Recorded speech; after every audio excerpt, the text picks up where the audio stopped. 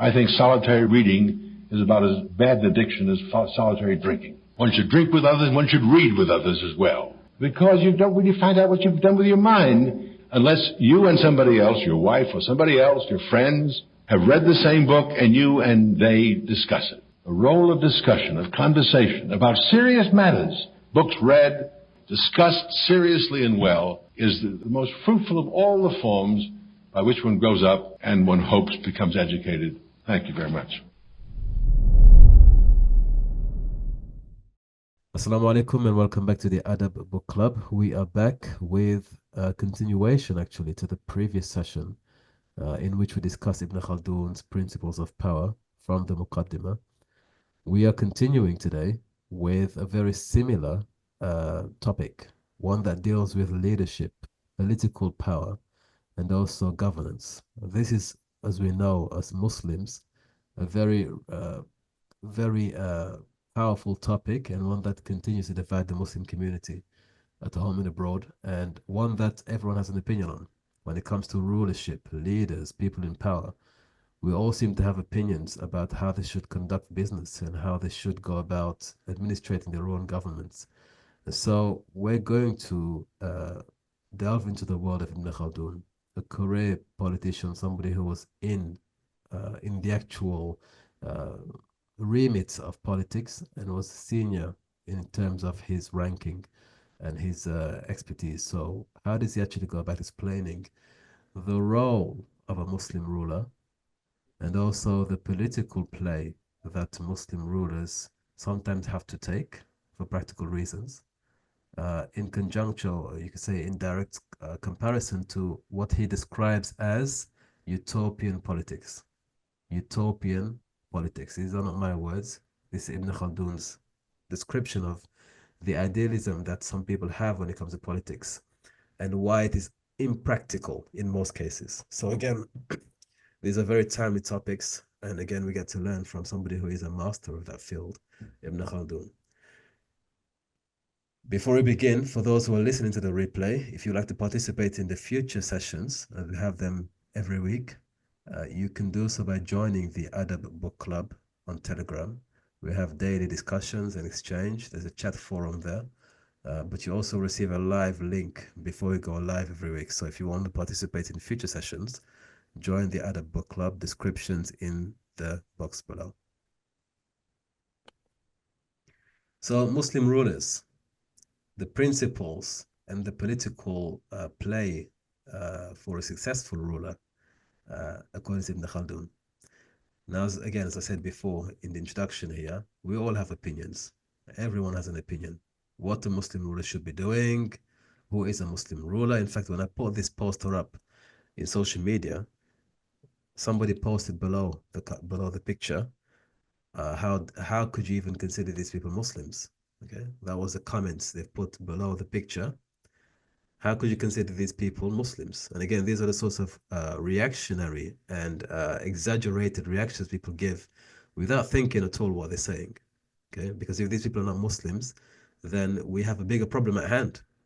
We have a bigger problem at hand. Okay, but it goes to show that there is a great deal of naivete, dare I say, ignorance when it comes to the matters of politics, governance, leadership, power, and effectively state affairs. And this is precisely why the scholars of Islam have kept the laity, the majority of people, away from politics and the issues of leadership. When it comes to what they prioritize, it is to deal with daily activities, how to pray, how to fast, how to, if you forget how many rakat you've prayed, how to make sajdat al-sahu, these sorts of things, which preoccupy most scholars because the matters of leadership and rulership is so far above, really, quite frankly, the level of most people that it isn't the most primary and the most urgent issue. Now, you may argue we live in an era wherein there is a great deal of corruption, oppression, disarray.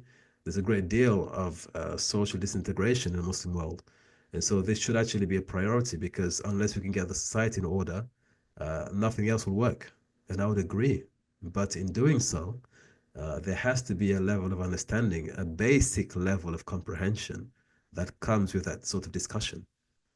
We cannot at every time we discuss the issue of politics, leadership, governance, governments, have to go back to ground zero to explain the very basic principles of what makes a system work.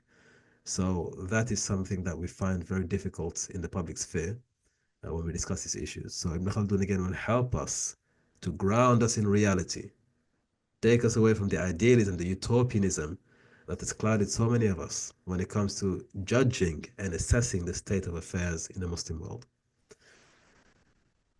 Ibn Khaldun on the principles of politics.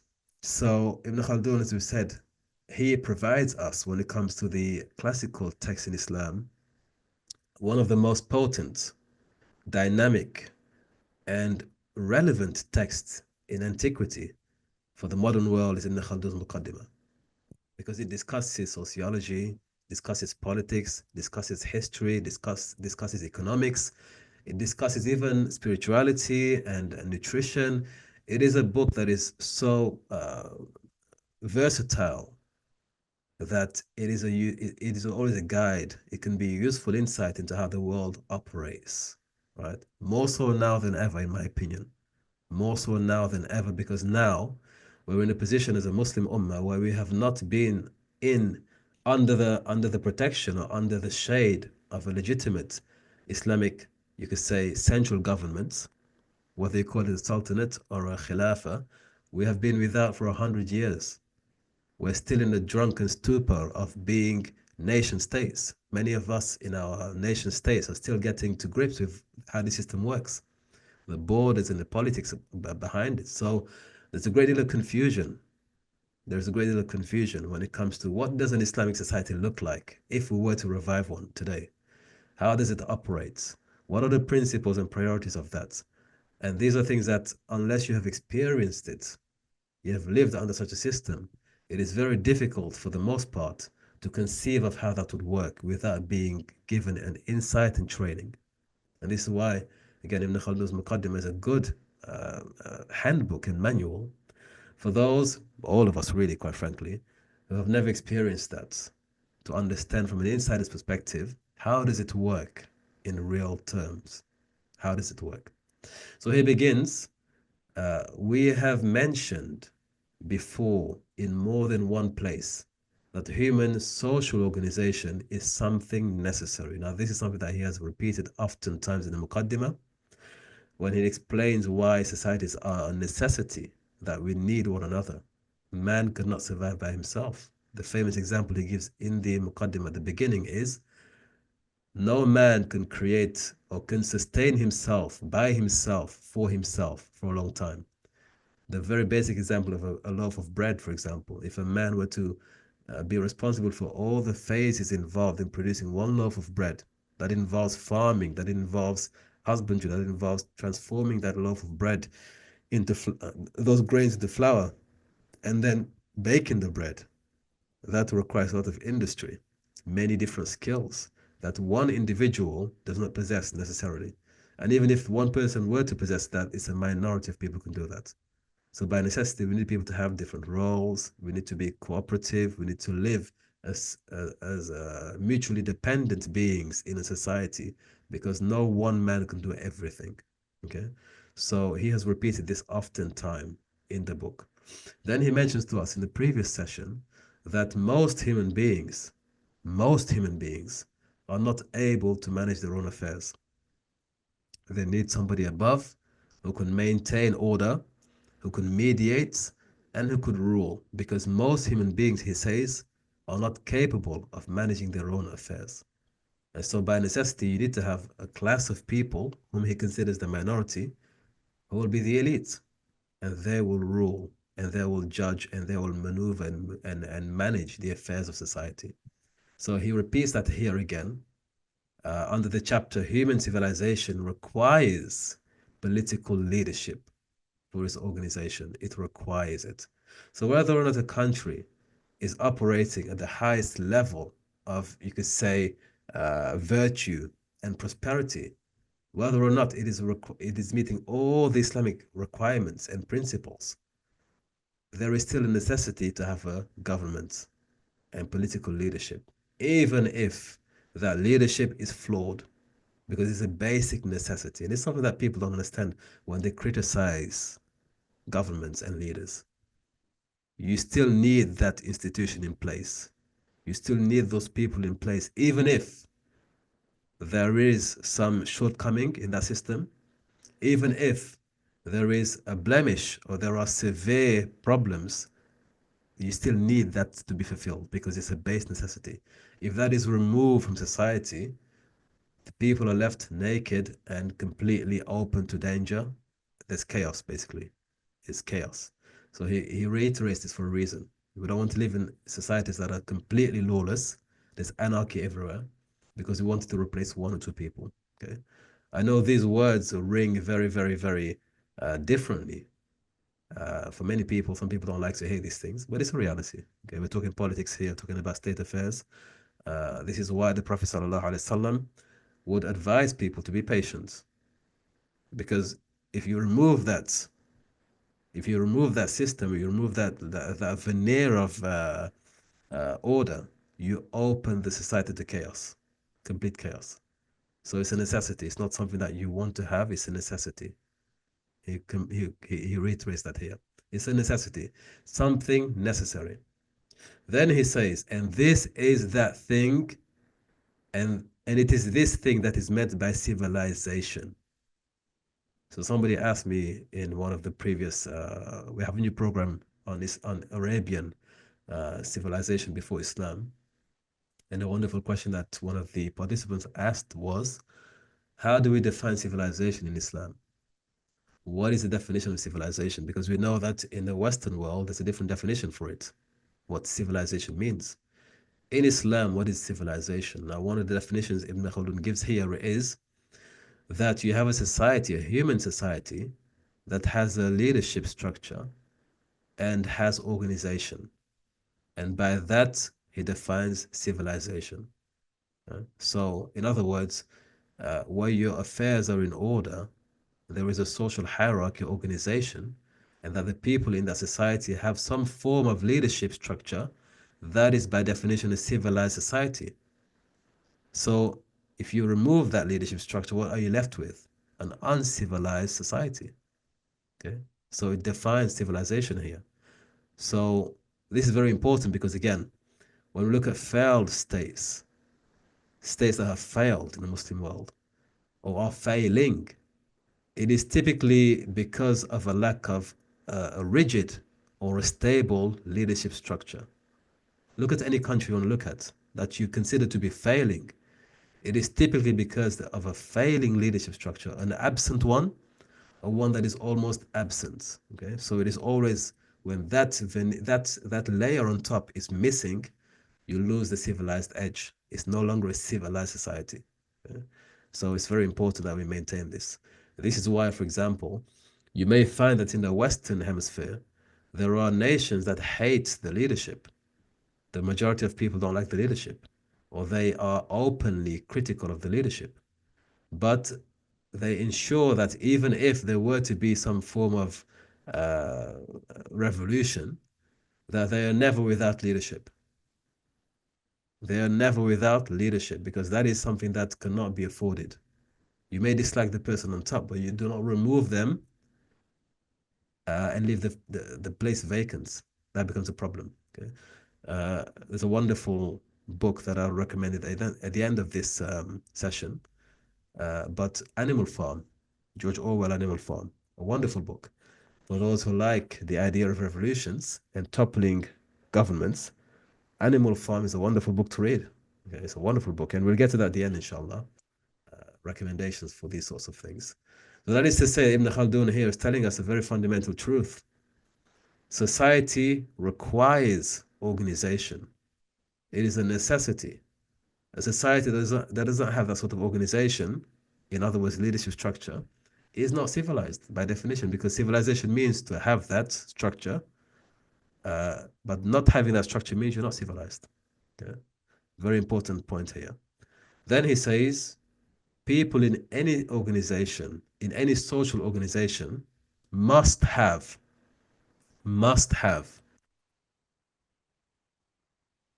influence and rules them. Yeah? So again, people in any organization, they have to have someone or a group of people that restrain them and have influence and rule over them by necessity. We know in Islam, the Prophet ﷺ, he would advise people, in fact, he would instruct people that if you were to travel, anytime there are more than two people, traveling together, in other words, you have three people. So two people is a companionship, that's fine. But anytime you have more than two people traveling, you must elect one of the three to be a leader, to lead you, to be your leader for that journey. Anytime you are traveling or you're going on some sort of expedition and there are more than two of you going, it is incumbent that in that group of yours, you select one person to be your leader for that journey. Now, this is beautiful because in Islam, this structure is embedded in it. This is why when we pray, we have an imam. Okay, we pray behind the imam. We are a people who know and respect structure and rank and hierarchy. So this is something that comes with civilization. Civilization comes with this sort of basic structure, system, and order that people recognize and understand and respect, to understand and respect the structure. So he emphasizes here that people in any organization, any social organization, this means in the masjid, this can be at work, this can be in the household, any social organization, you have to have someone or a group of people, a body, that exercises restraining influence and rules over the people. Then he says, his rule over them is sometimes, pay attention, sometimes based upon religious law. So at the very beginning, this is going to strike many people as odd. What does he mean sometimes? Okay, of course, he's speaking of a Muslim society here.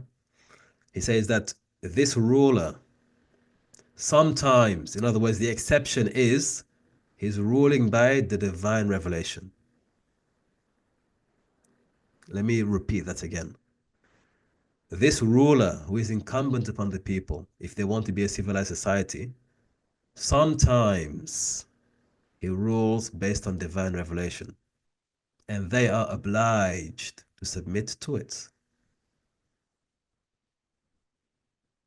These are really strong words if you think about it, because I am not in favor of saying that people can rule by however they like. They don't have to rule by revelation.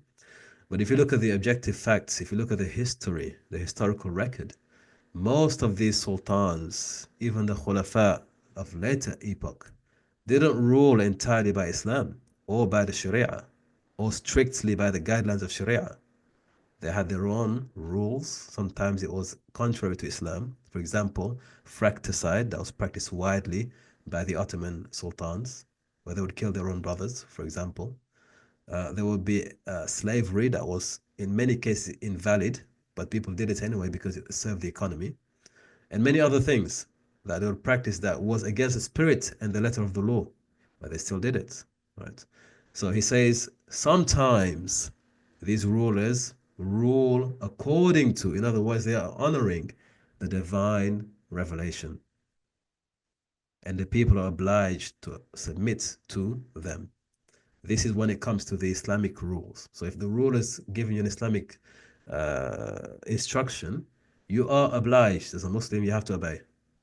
And this is because you believe in the hereafter. So he says because they believe in the reward and punishment of the next world. Right? However, sometimes he rules based upon his rational politics, or what he thinks is best. Sometimes his rule is based upon rational politics.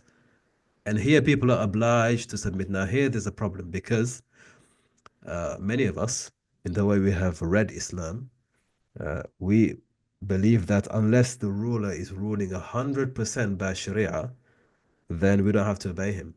Okay? And we would quote the very famous hadith in the wrong context, that is, there's no obedience to the creation, yeah, but in the wrong context. So he says here, Sometimes this ruler is a Muslim ruler, of course. He will rule by his rational politics, or what he thinks is best. And even here he says, this is his opinion, those beneath that person's rulership are obliged to. We're gonna have to mute a few mics here. So the people are obliged to what? To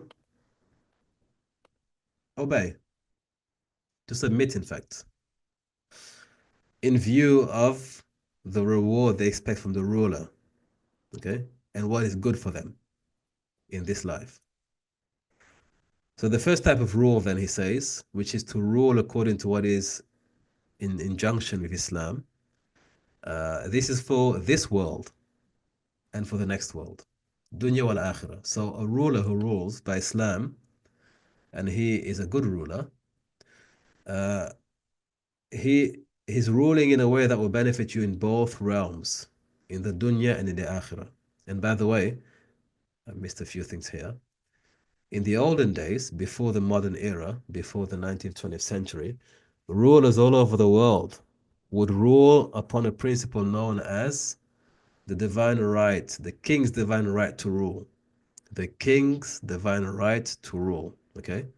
And this was basically a principle that it was widely spread, that people really believed that the king or the monarch was elected by the creator.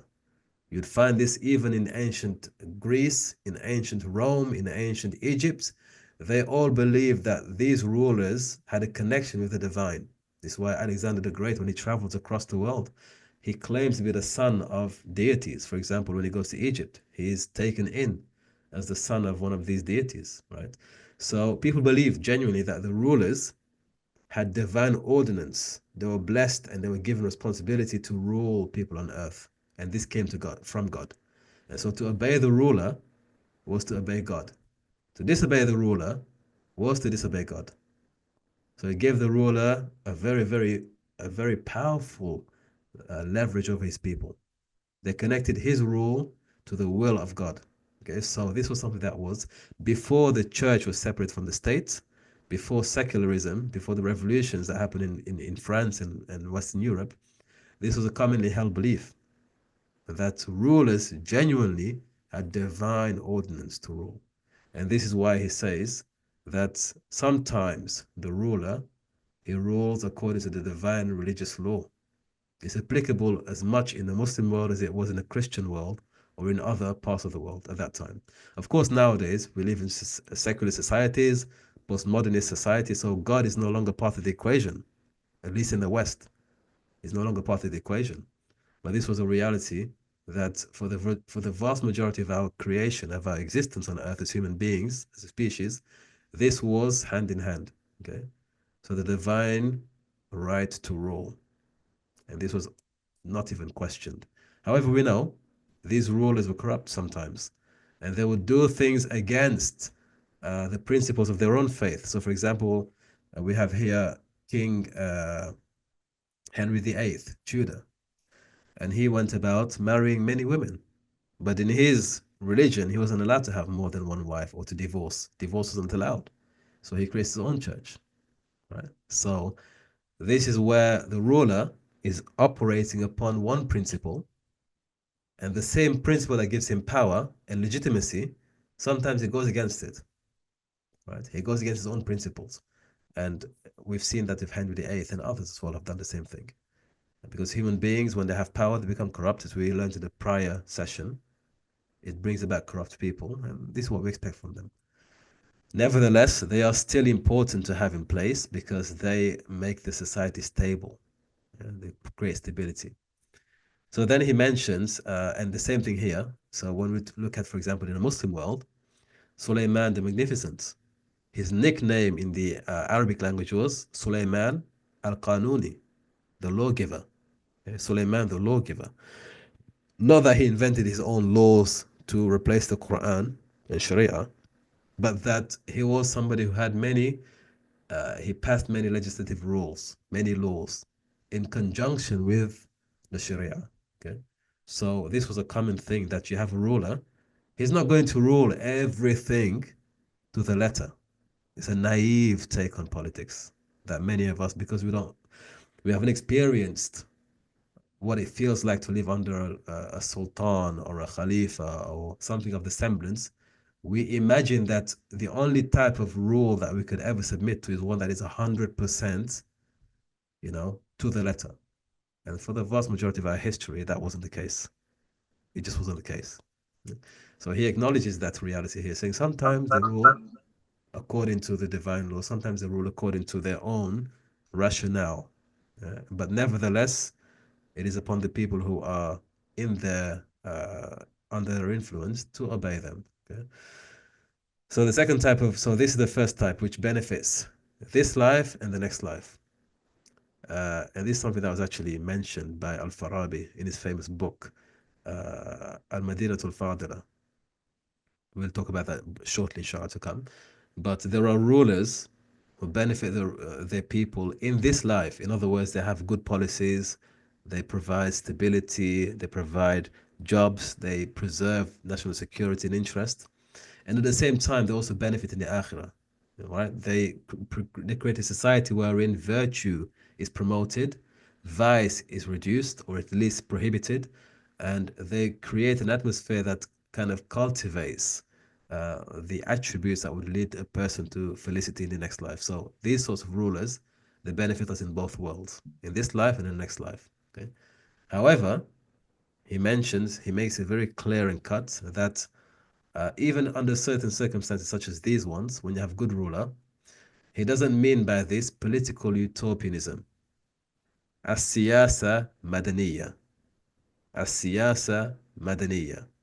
Political utopianism. This is where people run away with their imaginations. Right? You think somehow that you will have this perfect society where everybody is completely how'd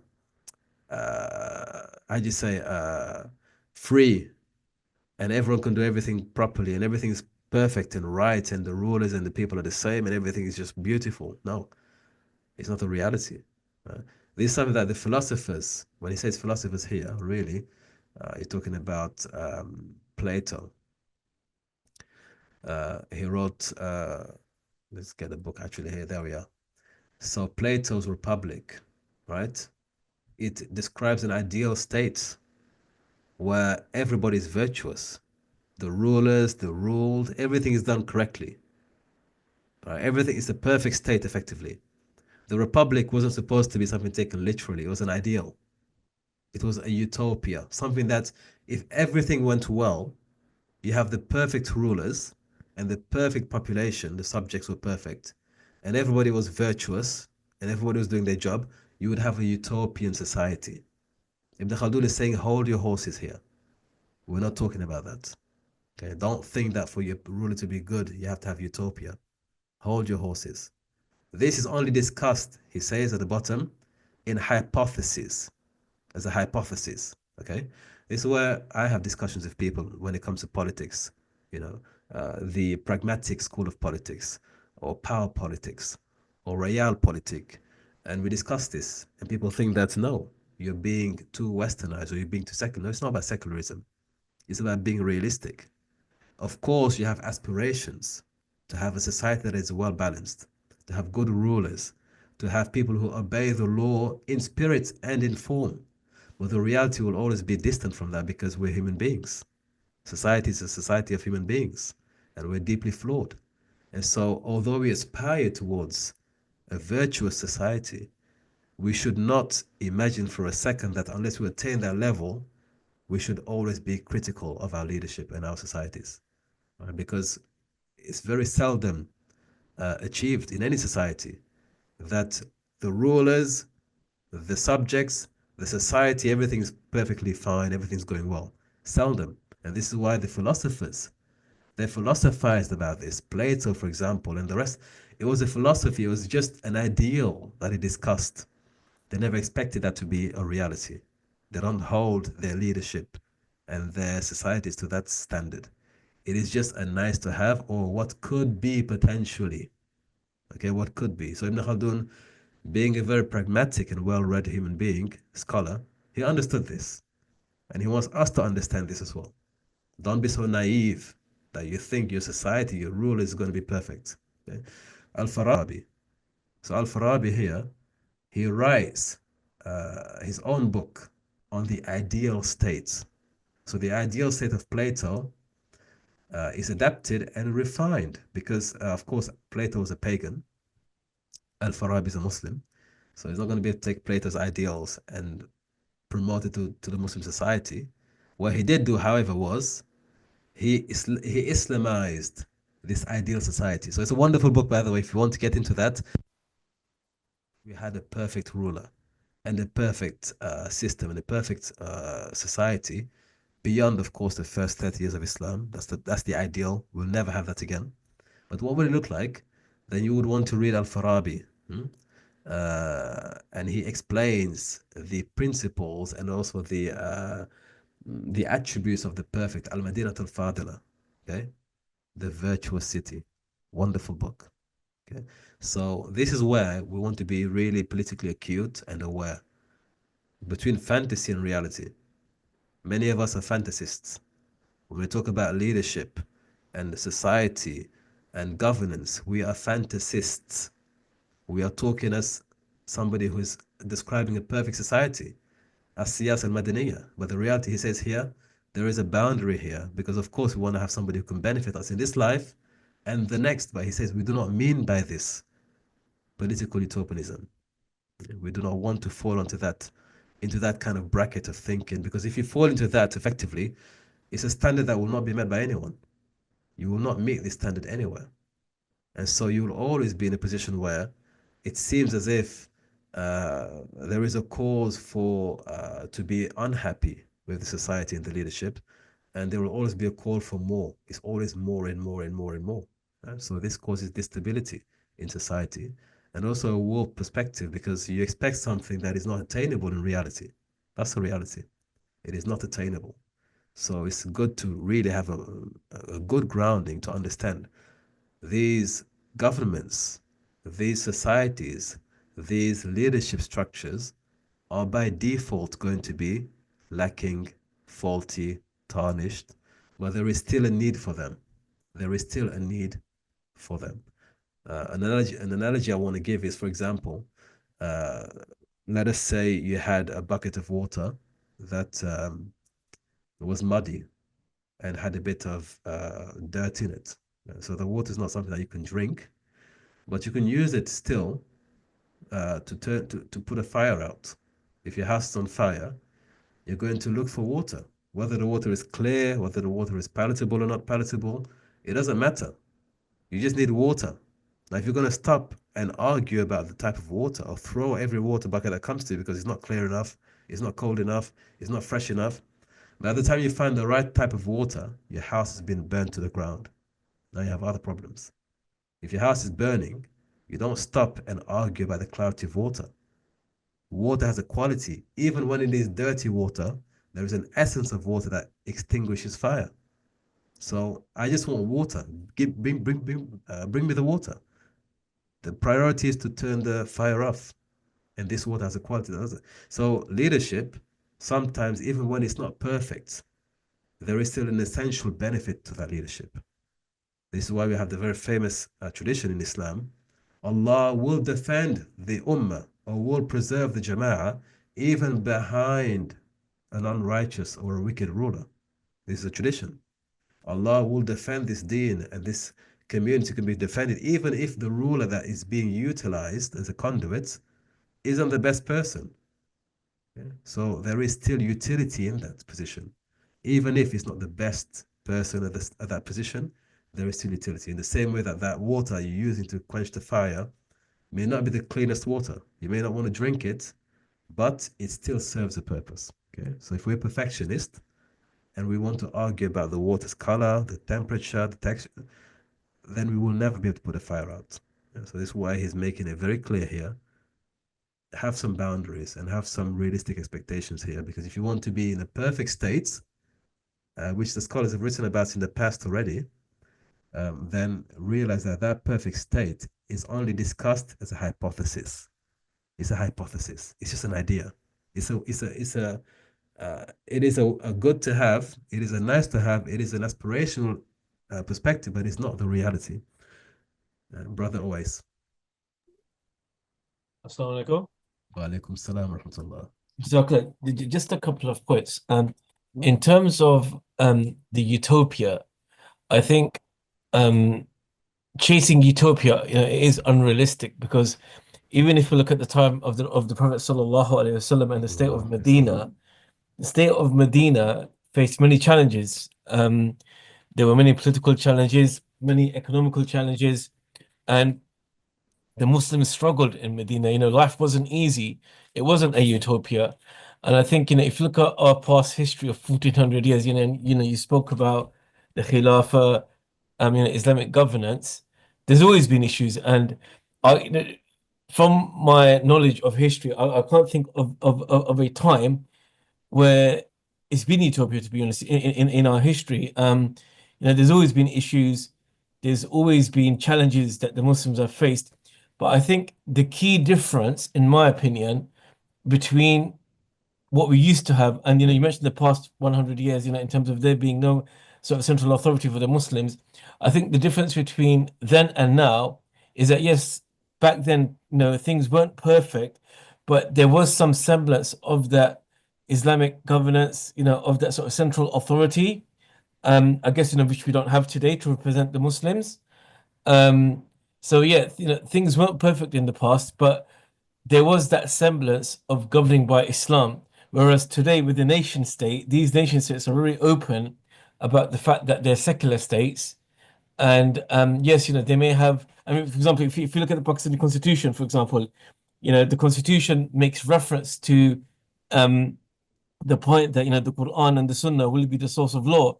But in reality, it's only in name only. There isn't any sort of manifestation of that in reality. So I think, yeah, the key point I guess I want to make is that the difference between back then, i.e., prior to 1924 and today, is that, yes, things weren't perfect before 1924, but there was some semblance of Islamic governance, and Islam was, I guess, a source of law, and there was some sort of central authority which kept the Ummah together, which we lack today. And I think because of that lack of governance and the lack of sort of central authority, I think that's one of the reasons why Muslims are facing many challenges and problems today. That was one point I wanted to make, and the second point I wanted to make, brother, and I think you make a valid point about the fact that Muslims can't envision a central authority. Muslims can't envision a government governing by Islam, and that government being a central authority, because we haven't lived under one, over the past 100 years. But that shouldn't stop us from imagining, one in the future, for example. And I think, the example that I wanted to use is, if we look at America, the United States of America, America was once a colony of Britain, but that didn't stop the forefathers, or the founding fathers of America, the likes of Abraham Lincoln, George Washington. That didn't stop them from imagining an America independent of British, colonialism. And I think in the same way, we should have that imagination of freeing ourselves from this intellectual colonization that we have. We can have that imagination of the future, whereby, we can imagine a future for the Muslim world where it's free of Western hegemony and Western influence, and a Muslim world that's a lot more secure, united, prosper, and governing by Islam. Jazakallah khair. Now, the second point, you made very good points, and I completely agree. This is why one of the maxims in jurisprudence, in Islamic jurisprudence, is ما لا يؤخذ كله لا يترك جله. What could not be attained in its entirety should not be abandoned altogether. If you can't attain the optimal solution, don't give up completely. Yeah? ما لا يؤخذ كله لا يترك جله. You don't have a perfect ruler, doesn't mean you just throw everything away because it's imperfect. There is a balance there. And yes, indeed, there's a proverb in Africa where we say, in West Africa, you should ride your donkey until you find a horse. Yeah? Ride your donkey. That's what you have for now, until you find a horse. What you don't do is get rid of the donkey and walk. Yeah, you need to know where you are, what is attainable where you are, what is optimal for now, all the while you are pursuing the highest ideal. That's where we actually make progress. But if we only engaged in saying this is not an Islamic country, this is not Islamic ruler, we have to dismiss this and dismiss that, we lose everything. This is where we're discussing the water rather than extinguishing the flames. Yeah, that's the problem here. When people are idealistic, they overlook the realistic solutions available to them immediately. That's why it's dangerous to be just overly idealistic and utopianist, because you forget that there are realities on the ground that need to be fixed right now. Yes, we want to obtain that objective later on, but we need to fix the problem right now. This is why when Sayyidina Ali, radiallahu anhu, when he became the Khalifa, the ideal was fix the problem, find the killers of Uthman, deal with them immediately, full justice. He said no. Because in the short term, we have problems now that need to be fixed. And it is practical that we maintain the peace for now. Let's maintain society, a stable society for now. When everything is in place, we can then pursue that option. But if we want to do it now, it's going to cause problems.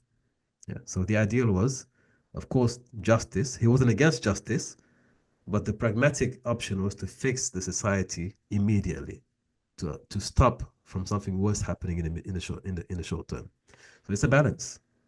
And he did intend to later on, when things were settled and there was stability in society, he did intend to go and apprehend those responsible for the crime. And so he's pragmatic in that, all the while obtaining and maintaining a level of, I will fix it when the time is right. Right? But those who went against him wanted it fixed immediately. We want it now. And what did that result in? A bloody civil war. What did it result in? A most bloody civil war, where many senior ranking Sahaba, people who were promised Jannah, were killed. Right? So this is why it's important to measure the actions and to understand that when leadership comes into position, or there are certain problems in the leadership structure, society, there is a need to be very, very realistic, pragmatic, and not idealistic, because you can cause greater problems. Yeah. So yes, we're not saying we don't have ideals. We should have ideals. We must aspire to greater. But at the same time, we need to understand the situations before us and to minimize the harm in the short term. Yeah. We can't do that if we have very high standards and very high expectations. So great content there. So again, I would recommend for those who really want to get into this, if you don't want to read Plato, read Al-Farabi. That's the Islamicized version, okay? Al-Farabi, he will utilize Islamic principles and, for example, talks about people going to Jannah and having a world in which not only are the rulers righteous, but also, you aim for Jannah. So this is the Islamic version of the Republic. So I recommend that, inshallah. I think there's another question here. Of course not. No, we don't stop. That's why I said ride your donkey until you find your horse. We're not a people who just say, oh, let's just settle for what we have. We're not people who are defeatist. We are not defeatist people who just, oh, whatever we have is good enough. Let's just settle for that. That's not the objective. The objective is, yes, we want to obtain that level, but there are incremental stages. One of the reasons why we lost that central governance, the Ottoman Empire, is precisely for this reason. People were not patient. They wanted a perfect state rather than listening to those who were more experienced. Sultan Abdul Hamid, for example, II. He understood. Now is not the time. But those who were young and zealous and idealistic, the young Turks, they wanted it now. And the result was they lost everything. They would later lament their foolish mistake. Right? So this is why it's important to understand the reality of things and not just to have the ideal of things and just to think that's the only, unless we reach that level, nothing else is going to be enough for us. Yeah. So we lost the Khilafah because of that reason specifically. People were impatient. The young Turks were impatient. They did not want to wait another 30, 40 years for the Sultan's vision to come to reality. For them, it was too long. It was too late. We were already behind. And he was an old man who was out of touch of reality. So they had to come along and take control of the system and push the constitution and push modernization and westernization, Tanzimat and all these different things, and eventually got in strategic alliances with the Germans without consulting the Sultan, who was in power at the time, without consulting the senior people who had experience and foresight. They got involved, and the result was everything was lost. Everything was lost. They were very idealistic, the young Turks. Very idealistic.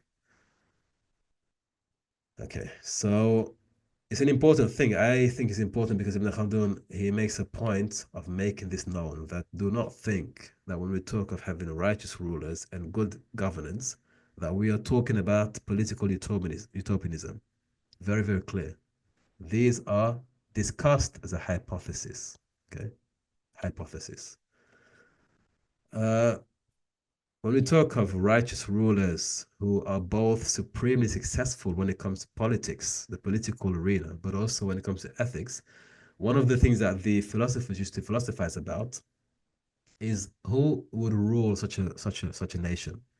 So if you had a utopian society, what kind of ruler would be best fitted to rule that society? And there was a concept known as the philosopher king. The philosopher king. This was an archetype of a ruler who was both supremely successful in ruling as a political figure, but also as a spiritual and a moral and ethical paragon, somebody who was righteous, but also powerful and competent in the position. In the ancient Greek Roman world, in the Roman world, you would say, Marcus Aurelius was that figure that they identified.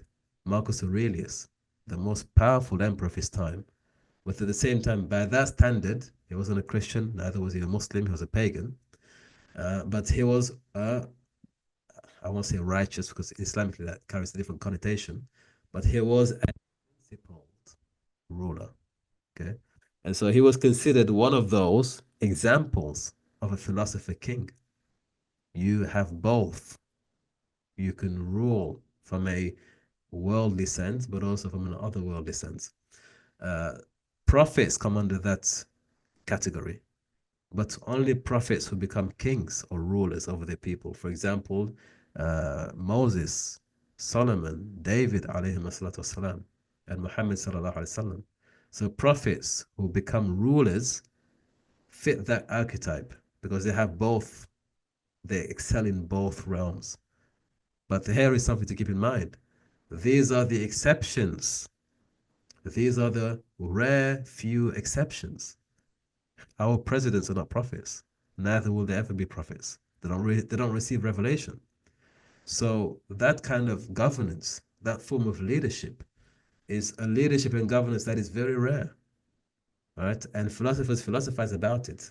They only speak of it in terms of theory, not reality. So we don't have philosopher kings ruling our countries, and we shouldn't expect those type of people. What we do have are people who rule, and sometimes they rule according to what Islam commands, sometimes they rule according to their own judgments. But in both circumstances, for the betterment of society, the subjects should be willing to submit to those rules, so long as, of course, not against what Allah has commanded. We're not going to be following people blindly here. But the point being that these rulers that have both elements of righteousness and piety and also political finesse, they're very few and far in between. Yeah? And when they were discussed, it was almost always within the realm of theory and almost fantasy, because the Republic is a fantasist. It's a fantasist work of literature. It's not real. It is fantasy. Yeah? Okay, somebody has written a comment here. Well, the president Christian? Yeah, I mean, he can be Christian, but it doesn't mean he's going to be a righteous Christian. He can be a Christian, just like we have Muslim rulers, we have Hindu rulers. Just because they follow religion doesn't mean they're going to be the paragon of virtue in their faith. You know, the people ruling in Israel, they follow religion, right? Doesn't mean anything. When we talk of a philosopher king, we're talking about somebody who actually, a prophet, basically. A prophet who also rules. Somebody who's highly moral, has a moral superiority, is a paragon, but at the same time also has earthly power. He's a ruler. Yeah, these are very rare to find, very rare. We have a few hands. Prophet Dawood, exactly. And even Prophet Dawood, alayhi salatu wasalam, in the Quran, Allah tells him, La tattabi'ul hawa. Do not follow your desires, because if you do that, you'll be destroyed. As a ruler, don't follow your desires. Constant reminders, even for the prophets. When you're in a position of power, be very careful. Be very careful. Sister Mehreen has a hand up. Sister Mehreen. Assalamu alaikum. I just wanted to touch on the point about ideals and being pragmatic. I think people can be pragmatic even if they have ideals, because if you stop talking about ideals, you almost stop speaking about God, because you're aiming towards perfection, which everyone knows you can't achieve, but it is what your sort of your direction is. Like, that is the way you want to go. So you have to talk about it, but it doesn't mean you can't accept a reality that's different. But you mentioned that the issue is people don't have patience, but I think the key issue is people don't have trust in any of the leaders. Because if you had someone you could trust, even if it takes time and you can see there's a stepping stone, you can see where they're heading towards. In like, everyone doesn't need to know, but at least like a group of people who are trustworthy know, politicians or people in higher up places, then you can have that patience. But I think that's why there is this, like, chaos and turmoil in societies, because people don't have trust in their leaders, which we mentioned before. So how do we overcome that? How do we try to build that back up into in like trustworthy leaders? How does that happen? Good, wonderful question. Barakallahu fiki. I'll say this to you. How many examples in the Quran do we have of perfect leaders? I'm saying perfect leaders, philosopher kings, perfect leaders, but the people didn't trust them. How many examples in the Quran? Can anyone give me one example of a perfect ruler who has both attributes of a perfect ruler in terms of political, administrative, but also spiritual and virtuous ruler? Give me one example. There are many, but give me one example. But nevertheless, his followers or his subjects did not trust that person. Give me one example. Should be quite obvious. What did you trust the leader? Did not trust the leader. I guess Abdul Hamid comes to mind. Abdul No, Hamid. in the Quran, in the Quran. Oh, sorry, in the Quran. Nuh alayhi salam. No, he wasn't a ruler, alayhi salam. I'm Okay. talking about a ruler of a state, a ruler. Talut. Talut, thank you very much. Now, what happened with Talut? Please give us a give us a rundown of what happened with Talut, alayhi salam. So, assalamu alaikum wa rahmatullah. So basically, people actually requested they wanted to, the pious people, the righteous people, they wanted to make jihad. So they went to the Prophet, as far as I remember, and then he appointed Talut, who was very wise and very strong. But he was not of a very, you can say, noble lineage, and he was not very rich. So people refused to follow him, and they said, he's not better than us. So I think that's the context I can remember. Yes, and before that, if you remember, their prophet Yusha, Yeah. he tried to discourage them. He said, "Are you sure you want me to pray to?" Because they said to him, "We want a ruler. We need a state. We want a ruler. We want a state." And they went to the prophet at the time. This is after the death of Sayyidina Musa and Harun. They went to the prophet at the time, Yusha, and said to him, "Please, we need a ruler. We need a king. We need somebody to govern over us." And he told them, "Are you going to fight? If Allah provides you this ruler, are you going to fight behind him?" And he said, "Of course we will fight." Surah Al-Baqarah. Why should we not fight? Our women are being killed, our children are being... Of course we're going to fight. When the ruler was assigned to them, they began to make excuses. He wasn't perfect enough. Huh?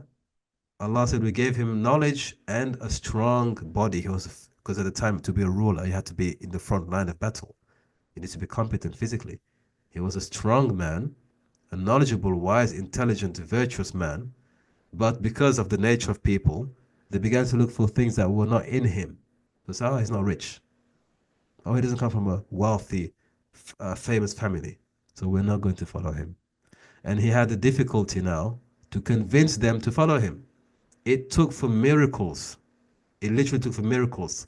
Allah had to send angels with the Ark of the Covenant to come before them so they could see the angels carrying the box for them to actually believe in him. Yeah. So if we're waiting for people to have trust on the rulers, we'll be here forever. We'll be here forever. Yeah. We'll be here forever. It's the other way around, actually. If you want to have a ruler that you can trust, you have to show that you are trustworthy subjects. I'll never get tired of telling the story, the anecdote.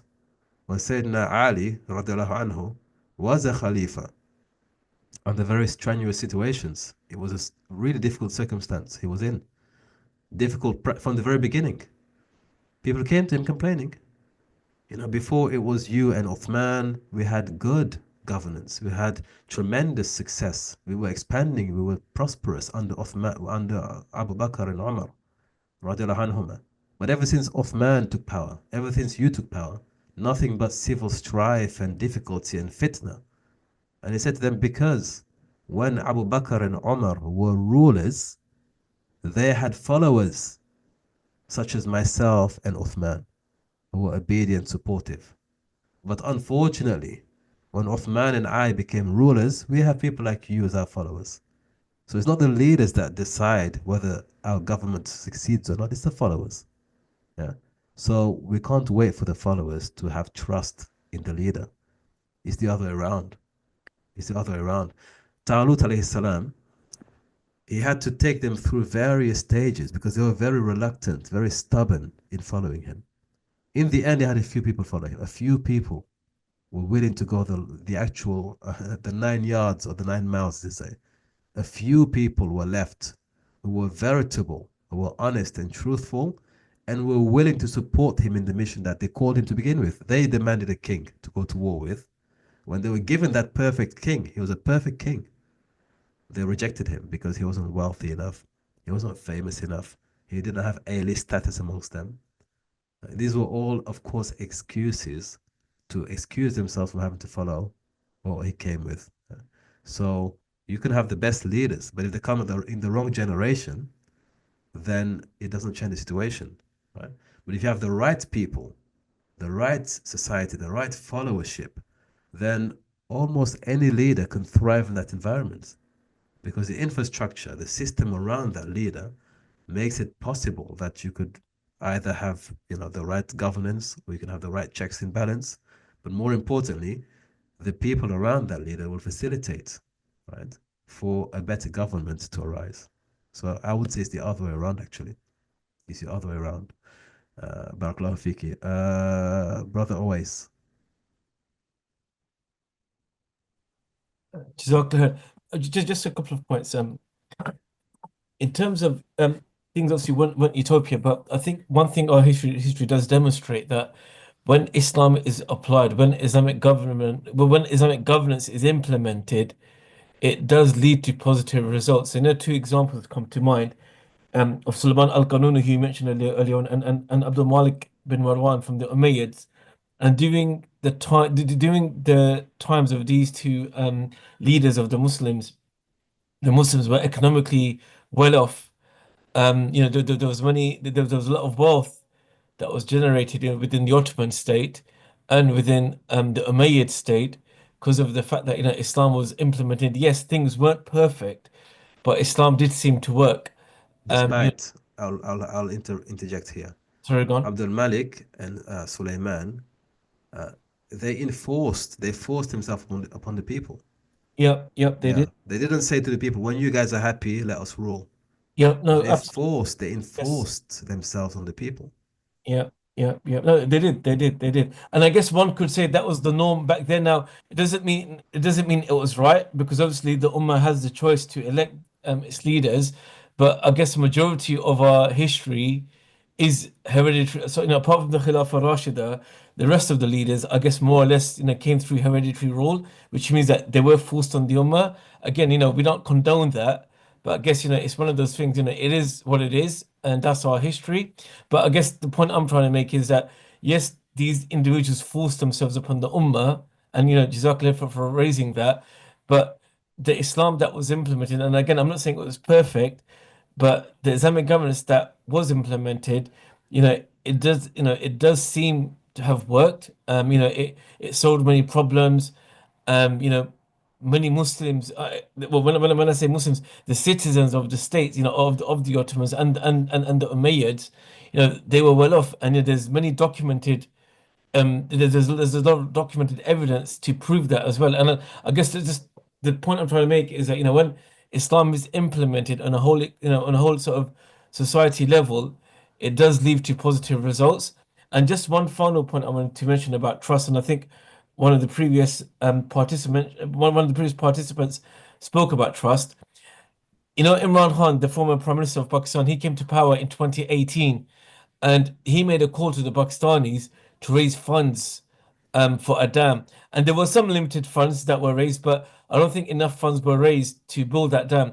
But if we compare that example to Abdul Hamid II, when Abdul Hamid Rahmatullah alayhi II makes an announcement about the Hijaz Railway, Muslims globally contribute towards that project. Why? Because the Muslims trust the Ottomans. Again, the Ottomans were not perfect. No one's saying that they were perfect, but the Muslims globally saw the Ottomans as that state that defended the defended the Muslims, and that stood for the honor of Islam. And as a result of that, Muslims globally, especially in India, contributed towards the Hijaz Railway project because there was trust. And I think in the future, inshallah, when better times come for the Muslims, when there's leaders that we can trust, the Muslims will be loyal to that leader, inshallah. Jazakallah khair. Barakallahu fikum. The concept again, I've covered it before in the Umayyad kingdom, is the concept of a taghallub. Right? So this is seizing power by force. It is a political instrument that is recognized in the Sunni school of politics, at-taghallub.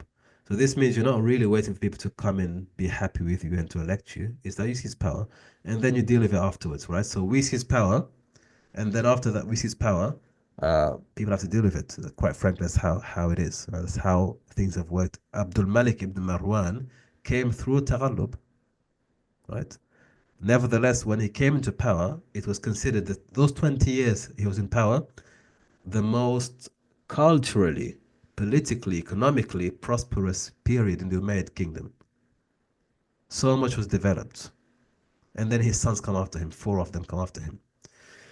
So again, the origin wasn't that we have to wait for the Ummah to elect a righteous ruler to be happy with him. In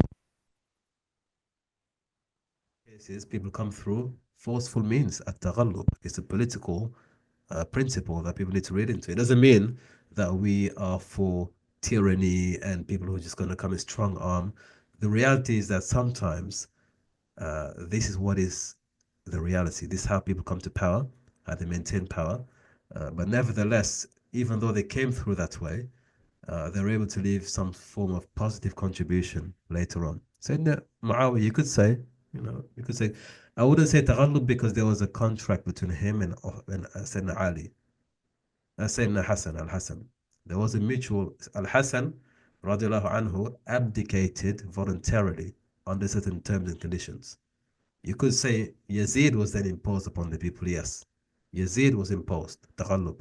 But between Muawiyah and Al-Hassan, there was a voluntary, at least a diplomatic exchange, and they both agreed to the terms. Yeah? But the point being, certainly from that moment onwards, this was the modus operandi.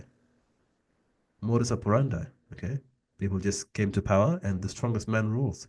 Now, is that ideal? Is it according to the letter of the law? No, it isn't. But it's a political reality that despite the fact that we know the Ottomans came to power in certain instances through taghallub, certain sultans came to power that way.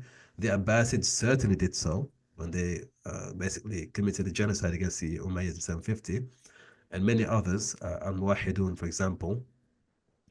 Nevertheless, when they come into power, they're still able to exercise certain political strategies and policies that can benefit the people. It can benefit the people, right?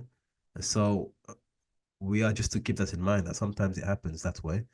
And it's a political necessity at times that these things happen. Again, we don't aspire for that, But if you look at the historical record, name 3 or 4 people that have been elected by the Ummah who are righteous and who brought about righteous reformation and have a long legacy following them after that. Very rarely you find that. Even Salahuddin, Sultan Salahuddin, had to use Taghallub when he went to Egypt, right? He had to go and conquer those people, and they were Muslims.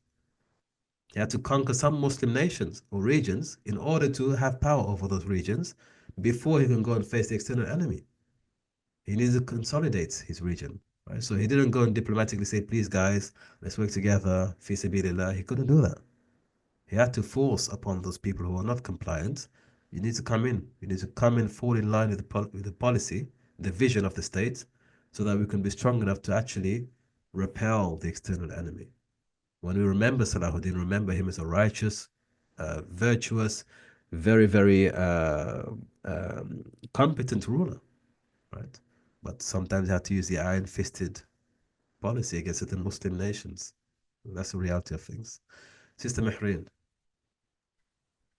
I'm just wondering if Khaldun speaks about the use of propaganda in, you know, trying to bring down leadership, or basically what we see in our day and time now, because it influences the people. And like you mentioned, that the people need to be trustworthy. As the followers, if they're righteous, then the leader will rise from the followers from that group of people anyway.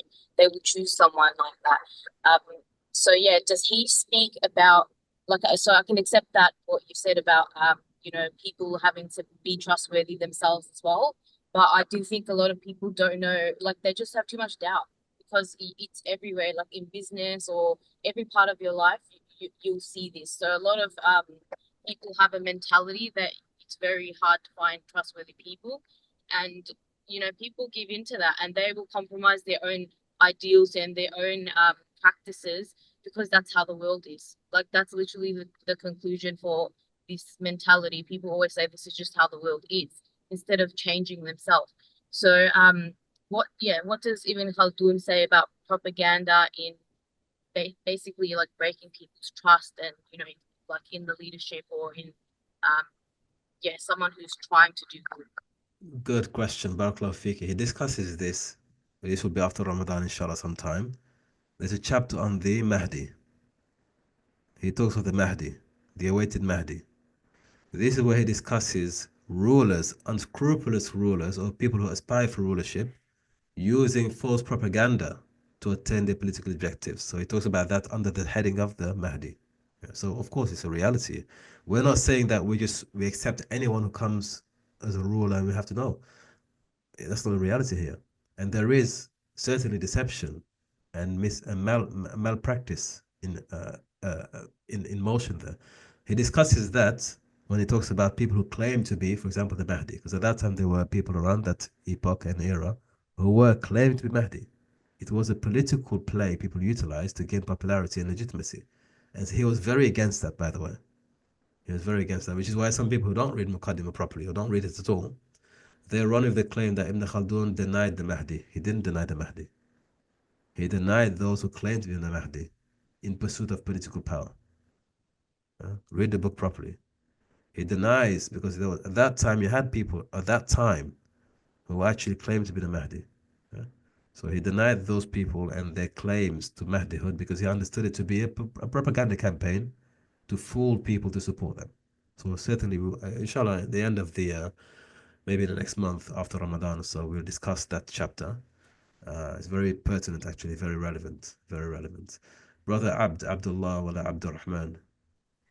Assalamu alaikum. I was gonna say that like when we speak on this subject as Muslims, like we usually speak in like grandiose terms, like the leader or the Khilafah that's ruling multiple different, you know, countries and in different continents and stuff. But maybe I'm thinking that we could maybe look at it like on a smaller scale, right? Because Islam can be implemented even with like 50 people. So I have a question to pose for you and the group, if that's possible. Like, do you see any places or any leaders that are well liked, and they could even be like in a small town or like a small city in a Muslim country or even a non-Muslim country, that okay, you see this small group of people are doing it right, even if it's within a small community, and they're, let's say, implementing Sharia as the best as they can, even if it's on a small scale. Like, do you see that anywhere in the world? Because I know there's a few like autonomous places that actually have Sharia, like in Indonesia. Like there's a province in like Sumatra. It's called Banda Aceh.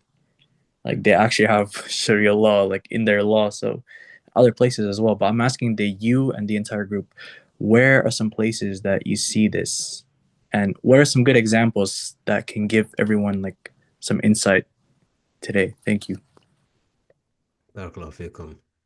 I have a question for you before we can open up for the group to answer. What do you estimate to be applying Sharia law? What does that mean? Applying Sharia law. Like no interest bank, no interest like in their finance system, maybe, just how they deal with like criminal offenses, how, Okay, so let's take one example. Practicing publicly, like these type of things. Okay, so let's take an example. So how they apply the penal code, criminal code, right? So what would you consider to be an appropriate, adequate level of Islamic application of penal code? What do you have to see See, get it? that's where I'm not equipped to answer that, but and I don't want to speak without saying, but It's not which is qualifying. basic. It's not like qualified. I just want to get your there are a lot of countries that have this, like Saudi has a lot of those laws, and then other places have those type of laws. But I know, like, maybe I need to reassess my question. But basically I was just wondering, like, if we don't have that khilafah today, like, where is a good example of, like, okay, where are people doing what people would want right? Very good question. This is the thing. We need to know what are the markers and qualifying, you could say, criteria to consider a government Islamic or Muslim. If not Islamic, Muslim governments, yeah? What are the things to look out for? There's actually a course we have, Ahkam al-Sultaniya, that discuss only this. It's an entire year program. But this is where we have to distinguish between the reality of things and the ideal of things. Yeah? There are many nations on earth today, Muslim majority nations, that implements many of these things already. They have them already in the institution, the penal code, for example. If you kill somebody in in the Muslim nations, you get killed. That's in the Quran. If you kill, you get killed. Right? If you steal, your hand is cut off. There are many nations today in the Muslim world that have these in place. Right? So they already, in that case, they fulfill those penal requirements. When it comes to the issue, for example, of recognizing Islam as a state legislature, even if they don't apply everything, they have it in the constitution. It's there, right? Jum'ah, Eid, certain external signs of Islam are permitted in those countries to make the adhan openly, right? All of the things on television, there are imam, shuyukh, there is an hour in the day with adhkar. So we don't want to overlook what is already there, what already classifies the country as an Islamic country, as a Muslim country. We don't want to overlook it because we're thinking of the optimal solution where you have everything is perfect. No, there are many countries today that have all of these things already. You mentioned one, which is Indonesia, right? There are many others. So we may lose sight of reality, actually, if we only think of the optimal solution. We may lose sight of reality. There are many countries today that actually have most of these things in place. But we may not recognize them as such because we're thinking of a perfect state. And that will not be something that we can realize. In the limited world we live in today, it's not realistic to expect a perfect state. And if you're looking for the key markers, if you look at, for example, what makes an Islamic country Islamic, what we assume to be the marker and what the reality is very different. I'll give you an example. An individual, family, a household, father, mother, 2 children.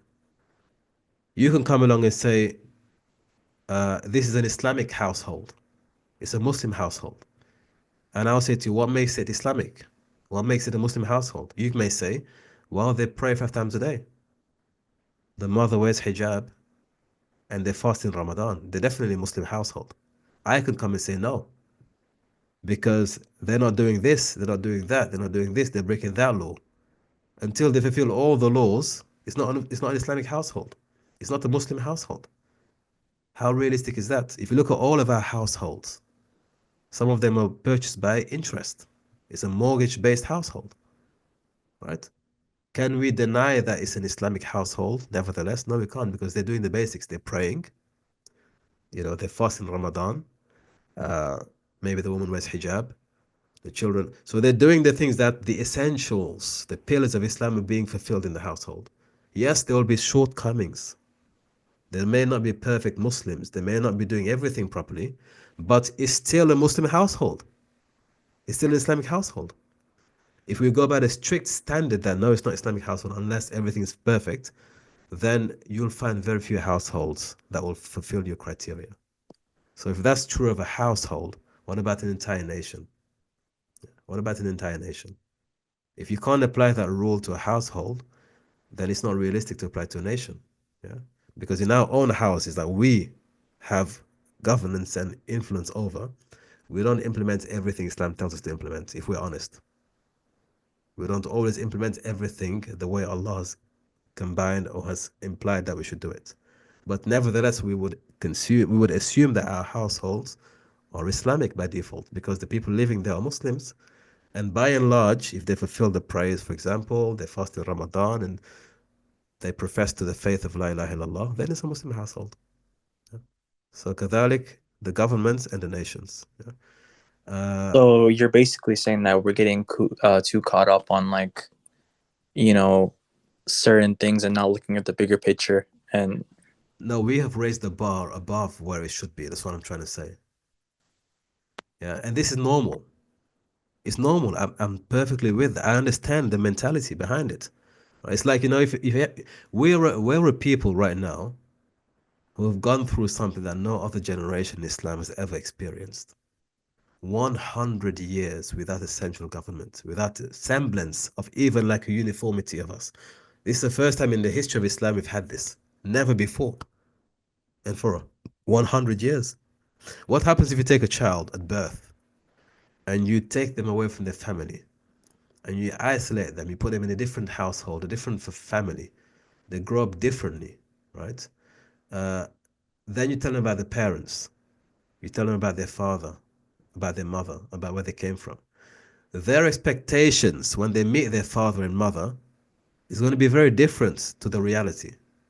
They may even be disappointed when they meet their parents or their relatives in real life after 18 years. Because what they may have been told or how they may have imagined and what the reality was, two different things. Because there's no proximity to reality.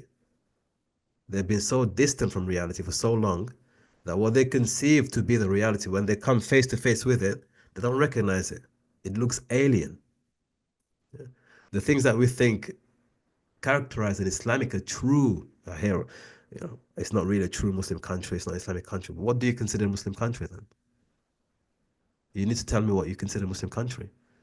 Because if you consider the Muslim country, the only one that's Islamic is the one that has 100% Sharia, then bring it down to the macro level, the Muslim household. Is your household 100% Sharia compliance? And if not, is it not a Muslim household? Right? Yes, it is. You eat halal food, right? Yes, we do. You pray? Yes, we do. In Ramadan, do you fast? Yes, we do. Okay, khalas, you're a Muslim household. Although I could point out many mistakes that you make as a father or as a mother, and your children going astray, but nevertheless, it's a Muslim household. Yeah? We aspire for better, but we don't deny that it is still essentially a Muslim household. Yeah? So, same with the countries.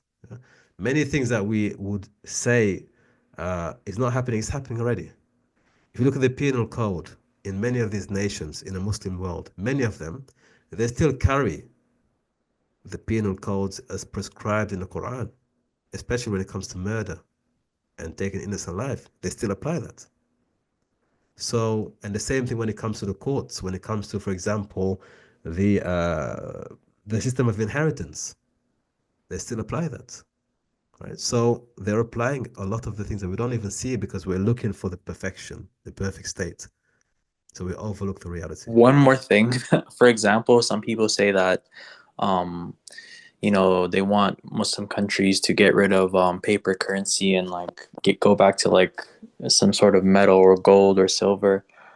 But you know, doing that would make Muslim countries like currently probably even poorer than Tell those people a lot of them are, right? to cut their credit cards, to close their online banks, and to go back to just using dinar and dirham. Tell them to do that. Honestly, but I think like you're right. We're still Muslim, but you know, doing certain things not the exact way they're being, you know, supposed to be done doesn't make you like a non-believer. Yani, we're just people. We have flaws.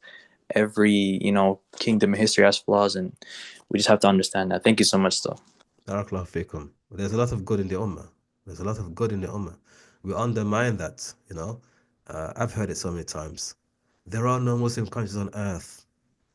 There are no Muslim nations today. What kind of delusional state of being is that? You mean to say there is no Muslim country on earth today that is considered a Muslim country? There are no Muslim governments. It's hyperbolic to the point of delusion. Right? There are Muslim countries. Yes, they may be flawed. Yes, they may have problems. Yes, they may not be necessarily the paragons of Islamic virtue and faith, but they're still Islamic countries. They're still Muslim countries. They are certainly Muslim countries when they're being bombed. Then they're Muslim countries, right? So it's because we have distance from reality. We haven't experienced. And even when we did have this khilafah that we consider the last true khilafah, it was fraught with problems. It wasn't perfect. For the longest time, it wasn't perfect, right? It had problems. So we have to be in touch with reality and to have husnul dhan as well, in the point of looking for the good things or the affirmative points to say, okay, this is the reason why it's a Muslim country. There are many nations today right now, even Pakistan. I would say Pakistan. I am pro-Pakistan in that sense. I am pro-Pakistan in that sense. I don't think the Pakistani project has come to an end. I don't think it has.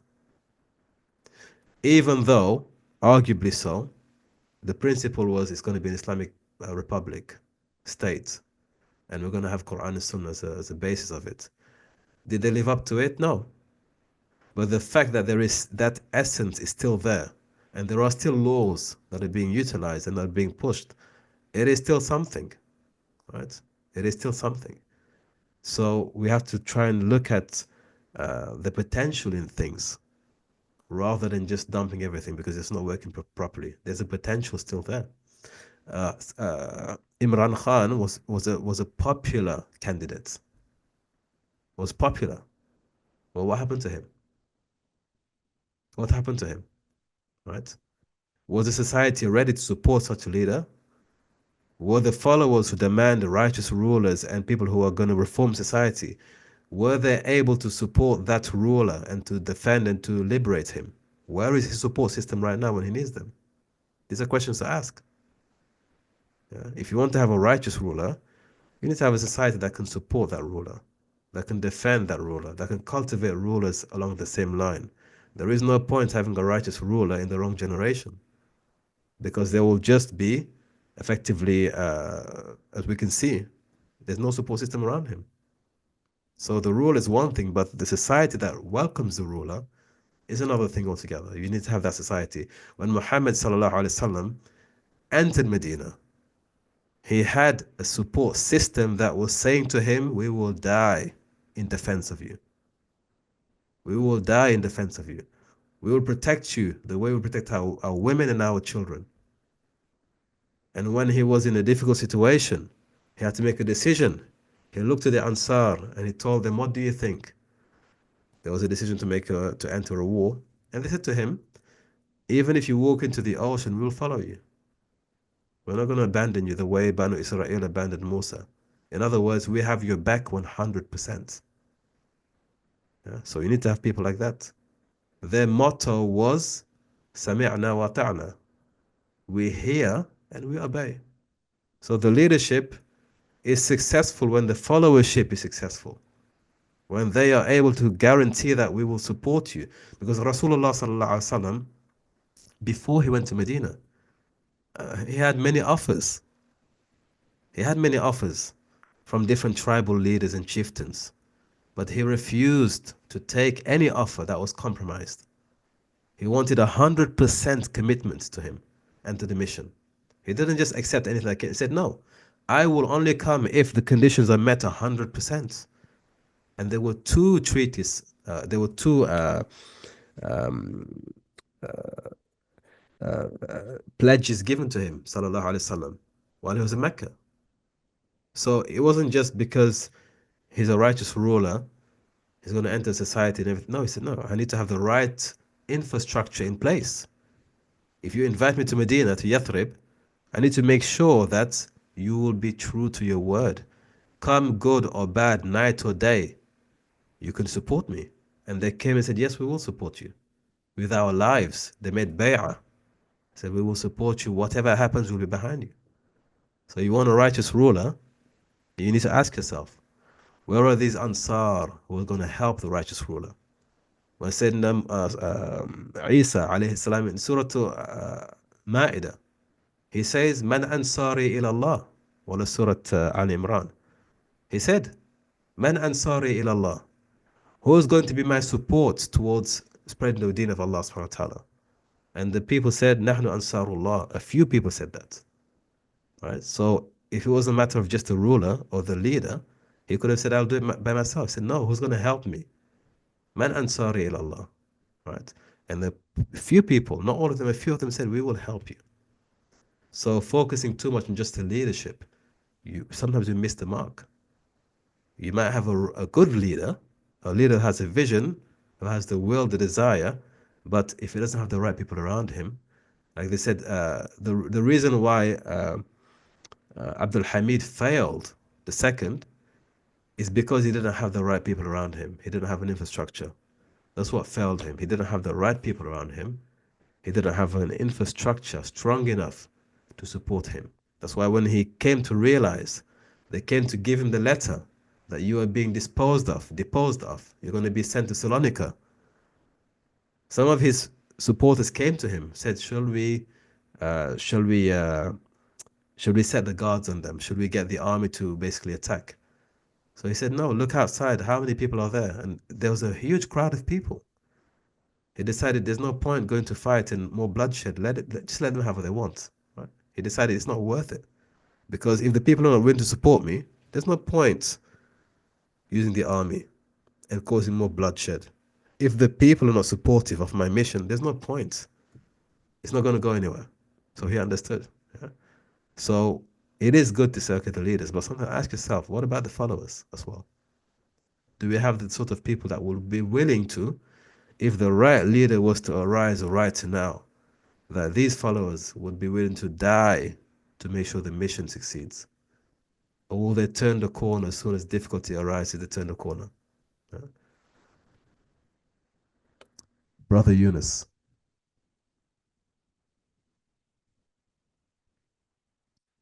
Okay, Brother Yunus. Brother Sufyan. Yes. Assalamu alaikum, Ustad. Wa alaikum salam, Brother Yunus. How are you? Yes, good. Alhamdulillah. And you? Alhamdulillah. Alhamdulillah. So, Ustad, you talked about some very good points, and it made me think a little bit about that. And the first point I wanted to say is about the momentum. So I think the real question we should be asking, it's not like you said, which country is the perfect Muslim country, but which countries are tending toward a better Islam, let's say. And so comes my question. Do you think that, let's say, some countries, which are permitting riba and a lot of, the biggest sins of our deen, do you think it's like that for now? So the kings, let's say, they are like preparing like the like you said, the infrastructures and some support for the future, for like maybe their successors, or because they just can't just come and change all the system. Like we all know, they would get like assassinated for sure, by foreign forces or even like domestic forces. So what you said like made me think about that. So is it possible like maybe do you under remember the do you remember when Morsi came to power? Yes. Okay. Did he have the ambition to Islamize the system? Yes, but Okay. so Did he this have is the my ambition question. to go and send soldiers to support the Muslims in Palestine? Yes. Do you think if he had the time and the support, he would have maybe found a way to make the system economically not usury based? I'm not saying we know the ghaib, but do you think it's likely that if he had the opportunity and the support system around him, he may have considered doing that? I mean, yes, but he would get like killed for that. No. I'm just saying, let's not. Him as a leader. Do you perceive of him to be a candidate that could have likely been inclined to that kind of action? Yes. Okay. I guess so. Yeah. So why did he fail so quickly? Because he wanted to do things maybe too quickly. That's how. No. He didn't have the support system. That's why. That's all. He didn't have the support system. Yes, I mean, Ustad, isn't that because he didn't take the time to make like the support around him? That's what I was like coming. I mean, that's what my question was like. Maybe like the kings, let's say in Morocco, for example, since I'm Moroccan myself, the way I see it is that a king becomes king and he has like a kingdom to govern, and I mean he gets a system, so you just can't come and change everything like from day one to day two. So some things are like really slow to change. Like you said, Morsi didn't have the support, but what if he like he envisioned like things one generation, maybe like 50 years from the time he got the power, for example, so the next person after him like will do like the final changes. That's We're seeing a bit of that in Turkey, right? I mean, it's not popular, but Erdogan, right? I guess, yes. He's an incrementalist, right? But here's a question. How many people who want Sharia are impatient with him and are not willing to follow his plan for the long term? How many people want it now? Are not willing to wait, or maybe just to give the guy a chance. Even Ahmed Shara, let's give the guy a chance. The majority are saying, no, we want it now. You need to do something now. So if that's the policy and that's the expectation, when will they have the opportunity to develop anything for the long term? 50 years is a long time. How many people are willing to wait 50 years of their lives supporting a leader without any result coming out of it, just for the sake of supporting for the long-term perspective? There are very few people who have that kind of patience. I understand. Yeah, they don't have the patience. So it again comes back down to the followership. That are you willing to wait that long for success to come? Do you have that kind of patience, that vision, that discipline?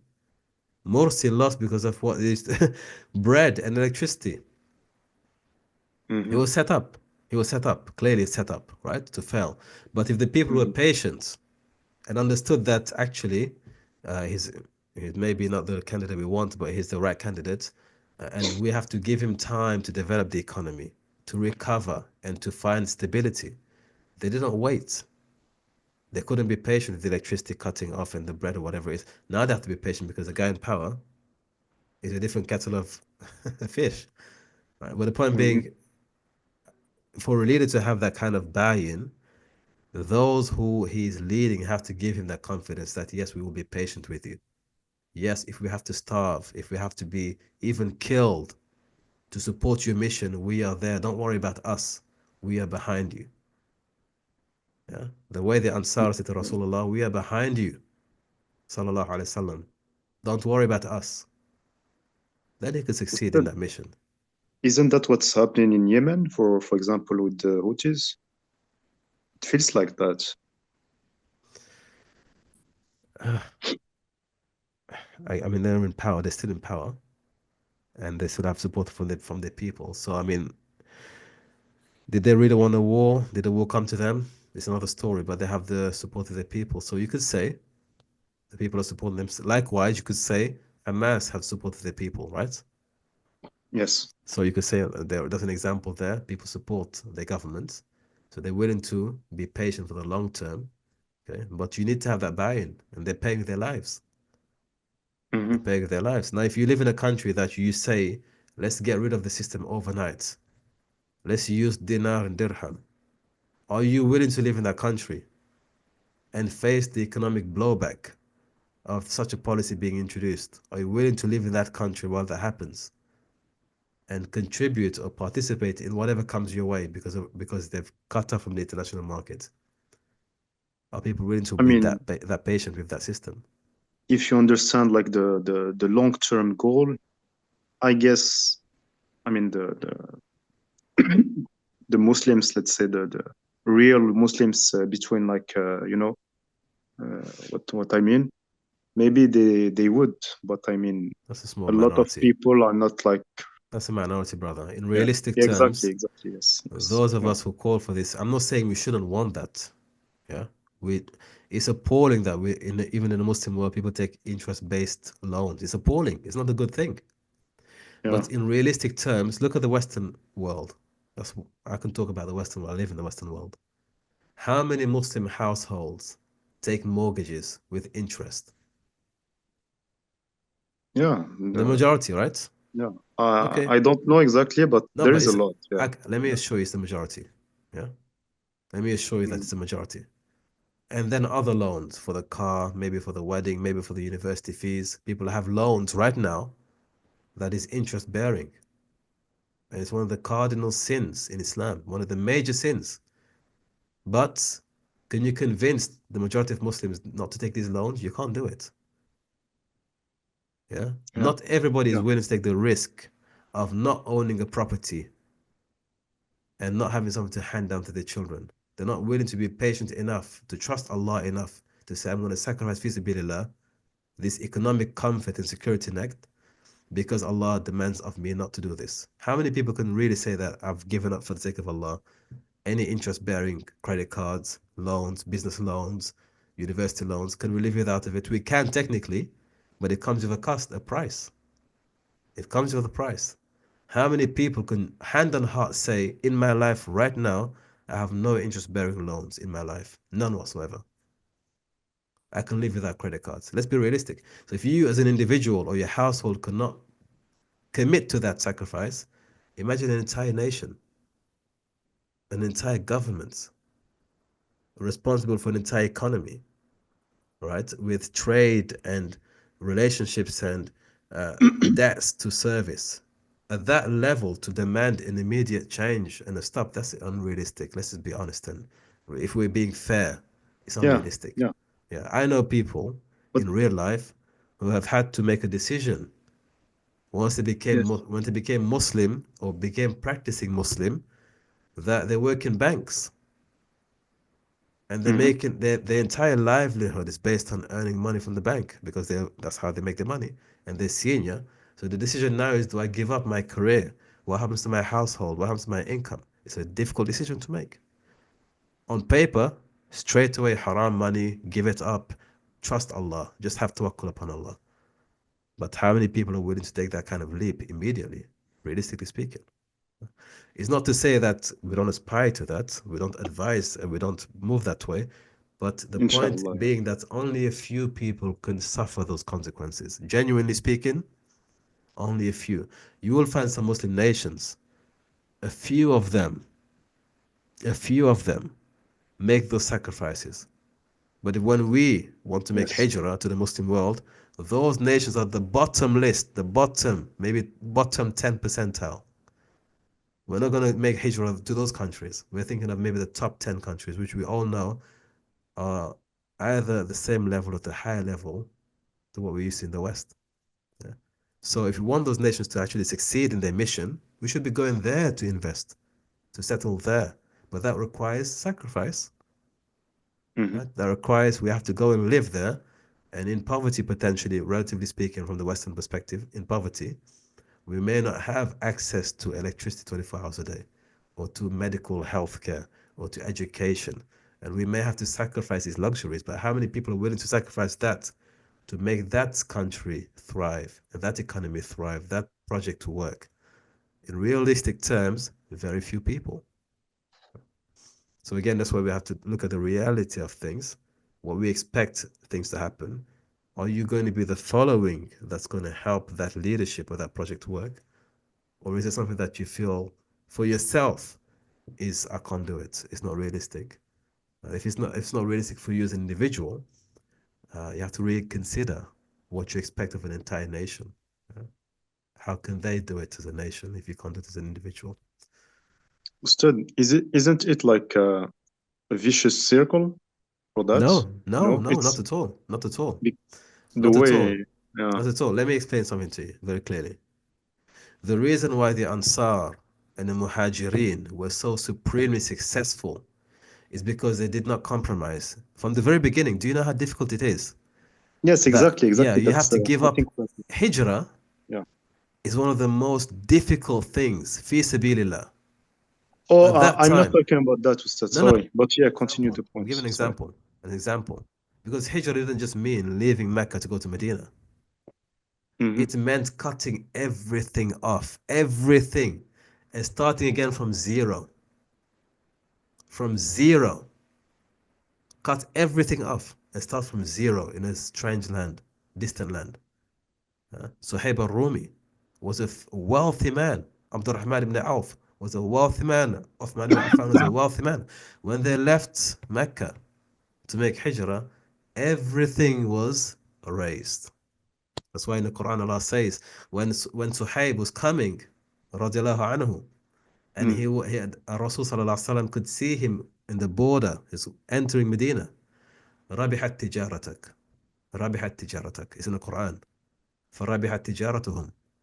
Your trade has been profitable because what you gave up, you gave everything up basically. Everything, all the bank accounts closed, liquidated. He left everything in Mecca. Those are the kind of people that can create a new society that will thrive and succeed because they gave everything. They gave everything. So now I've given everything, fi sabilillah. This has to work. This Medina as a state has to work. Everything has been given up, fi sabilillah. So it has to work. Now, but if you kept your money, you kept your property in Mecca, you had still businesses running in Mecca, and you want to create another society, you're going to be a bit lax because you know, I've got savings here, I've got money there. You haven't given the price, you haven't paid the price that is necessary, that you pay that price so that you can create another society. And the same with the Ansar. They opened their doors and they made a pledge, a solemn pledge. Our lives, our children, our wives, everything, we're going to put it aside to support your mission. Yeah? So it's a high thing. It's not a small thing, it's a high thing. So Allah subhanahu wa ta'ala, He praises them. Radiallahu anhum. He praised them because they paid the ultimate price. They could speak and talk about we want this and this and this. And even after that, when Rasulullah, when the state was established and Mecca was conquered and the Hijaz was Islamized, the Ansar were still paying the price. They did not receive the same share of ghanima as the other tribes were receiving. And the Rasul says to them, be patient still because you and I will meet by the Hawd. When we all die, when the final day, that's when you get your recompense. Not even now. So still be patient. And they were still patient. Those are the kind of people who can help a nation thrive, who can support a leader. Say, we'll be patient with you. We will sacrifice the same way you sacrifice. If you are hungry, we are hungrier. If you suffer the consequence of sanctions, we are behind you. Not if you suffer sanctions, we're going to betray you. Not if the economy fails, we're going to get rid of you. Not if the opposition takes power, we're going to abandon you, like Imran Khan. Where are his followers? Where are his followers? Right? So who wants to sacrifice themselves for a following that's not loyal, that's not patient, that's not able to? Sayyidina Musa had a problem where he had people who followed him who would not support him. And he was a Rasul. They just wouldn't obey him, they wouldn't support him. In the end, his mission was one thing. What was his mission? The mission Sayyidina Musa had was one thing. What was the mission? Take them out of Egypt. That's the first part of the mission.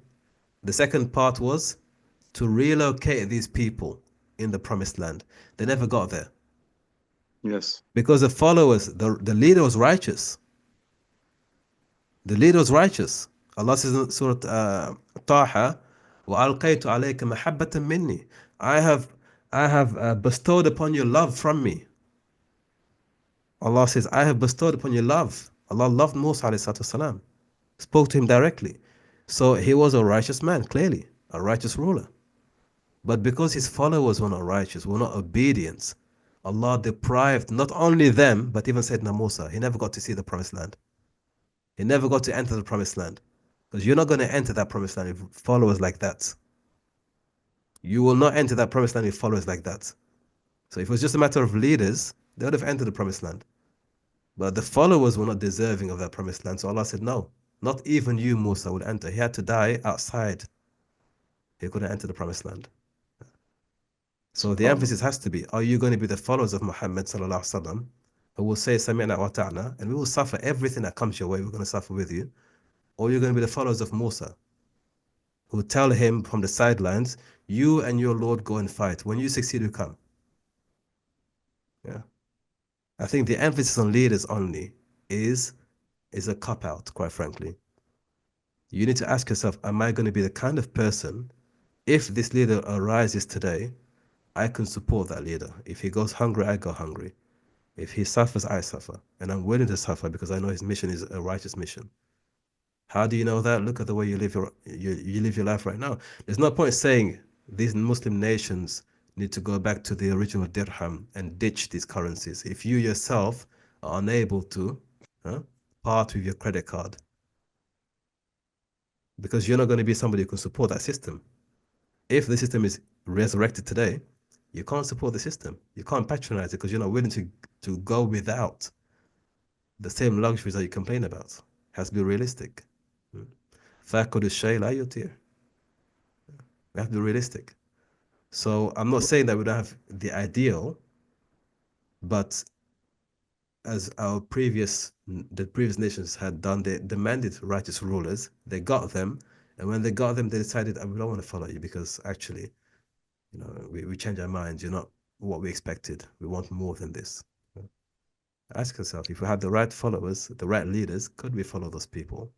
Could we be, Sayyidina Ali says, those people who make the success, who make the ruler successful because we are obedient to them and we are supportive of them. But Ustad, I mean, sociologically speaking, like realistically for a country, for example, I mean, the population needs to be educated in some way to have like this level of iman and of sabr, for example. So when the whole system is made, like we said, like it's a riba based system. It's like westernized. So it's like eroding. It's eroding like the iman of the Muslims. So it makes them even less likely to like have this sabr for the greater good of Islam. Look at the Chinese model. Look at the Chinese. Yeah. World War I, World War II, they were decimated. How did they manage to come back? Even the Japanese, quite frankly, society. They don't have Iman. You know what they have? System, structure, and order. And they have a vision for the nation. And they're willing to sacrifice for that vision of the nation. In a very short space of time, both Japan and China not only recovered, but are leading the way in technological and economic progress. Because as a society, as a system, as a structure, they are aligned on the core principles. What they want for their nation, for their society, they are aligned. They're not people of Iman, but if there is a structure that is aligned from the leadership to the followership, and they have a common objective, common goal, common direction, you can achieve progress regardless. It's when you Yes, don't have that exactly. alignment. Yeah, when you don't have that But alignment. instead, for example, China, they had like an ideal for that, and it was you know the revolution, and they want like to bring their country like up in the name of, you know, let's say communism and some ideology, their ideology. But what about like the current like Muslim countries? I mean, what's this ideal we are talking about?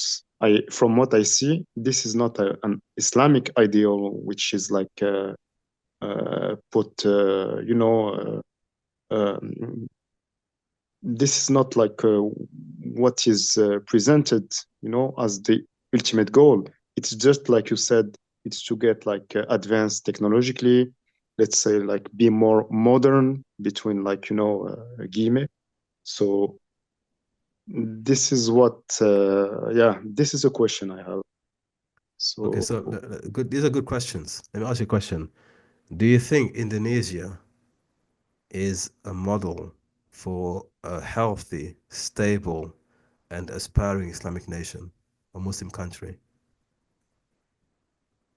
I don't really know Indonesia that much. I mean, political system, and I can't really answer that. Okay. When was the last time you heard Indonesia being invaded or being involved in a civil war or being involved in some sort of stable instability in the region? It's the most populous Muslim country, one of the most populous. So it's Yes. certainly a very prominent nation. But do we hear of the calamitous events and the misfortunate events that happen elsewhere in the Muslim world? Do we hear of that in Indonesia? No, we don't. Yeah, it's a very, very advanced society. They're very prosperous. They have their problems, of course, like any other nation, but they're able to function in a way that is actually is leading the way in many aspects. It's a leading destination for people. Tourism, in terms of the economy, is prospering. So it is possible, and it is happening in many other Muslim nations as well. Yeah. So it's not that we're not seeing it anyway. It's that when it works, what we know as hygiene factors in management science, hygiene factors. When something works, it doesn't make any noise. You don't really notice it. It's only when it doesn't work that you notice it. You only focus on the falling trees, not on the growing forest. Oman. How do you consider Oman as a Muslim nation? I know they're ibadi, but they're still Muslims. What's your view on Oman as a society? I mean, it's stable too, and yeah, but Where is was there like Oman in the Arab Spring? it was stable too? If I remember, yeah, it Yeah, was pretty stable. yeah. So there are many nations that are actually working in the Muslim world. We don't focus on them because it's a hygiene factor.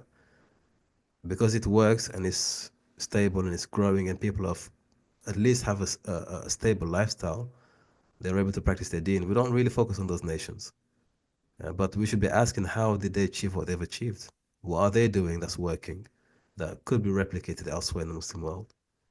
Yeah, that's the question. So from where I see it, the solutions are always there. We always have good examples to focus on, but we choose to focus on the lesser examples. It's human nature. We look at the falling trees, not the growing forests. Yes, I guess so. I guess so. I mean, when I see like what's happening in the West for you know, all this new wave of Muslims, mashallah, it brings hope too. So there is not just the bad, there is also a lot of positives around that. There's plenty of opportunity. It depends how you Yeah, look at things. Plenty of yes, opportunity. Yeah, plenty of opportunity. that's true. Yeah. Plenty, yeah. Brother Sufyan? Assalamu alaikum, Ustad. Wa alaikum salam wa rahmatullah. So you mentioned that the rulers should trust their people. They should gain that trust from the population, right? No, it's a social contract, effectively, that the ruler, obviously, he comes with, he's responsible. He has a responsibility. But in the same way, the rulership, the followership expect him to fulfill his duty towards them. There is also another responsibility, that is, those who are subjects of the ruler should also be willing to support the ruler and to be a support system for him to assist him in Sure. carrying his duties. Yeah, it's not just a one-way thing. And okay, so in that case, what we do notice in many Muslim countries is that many of the youth and, let's say, the educated people, potential engineers, finance, businessmen, doctors, they're seeking to leave and go to the West because they want to get paid more. No, and many of the Muslim countries cannot retain their talent. So is this counterproductive to supporting the ruler? Because if all your talent is trying to go across to the other side because they think the grass is greener, like how don't the rulers and the economic system needs to provide stability to keep the talent in those societies to make it develop? Or do we in the West, as you said, and from the previous brother's question, should make efforts as well in some of the less fortunate countries? Well, it depends how you look at it. Again, I would say there are more nations in the Muslim world today that are actually destinations for example, now, if you go on social media, you'll find many people in the West talking about leaving. They want to leave the West, and these are natives from the West. Well, not those kind. I'm not talking about like Dubai or like Of course, Saudi. I'm yeah, talking yeah, about yeah. like I'm talking about like that. Let's say like Pakistan, Algeria. Yeah, but okay, let's take these Uzbekistan. examples.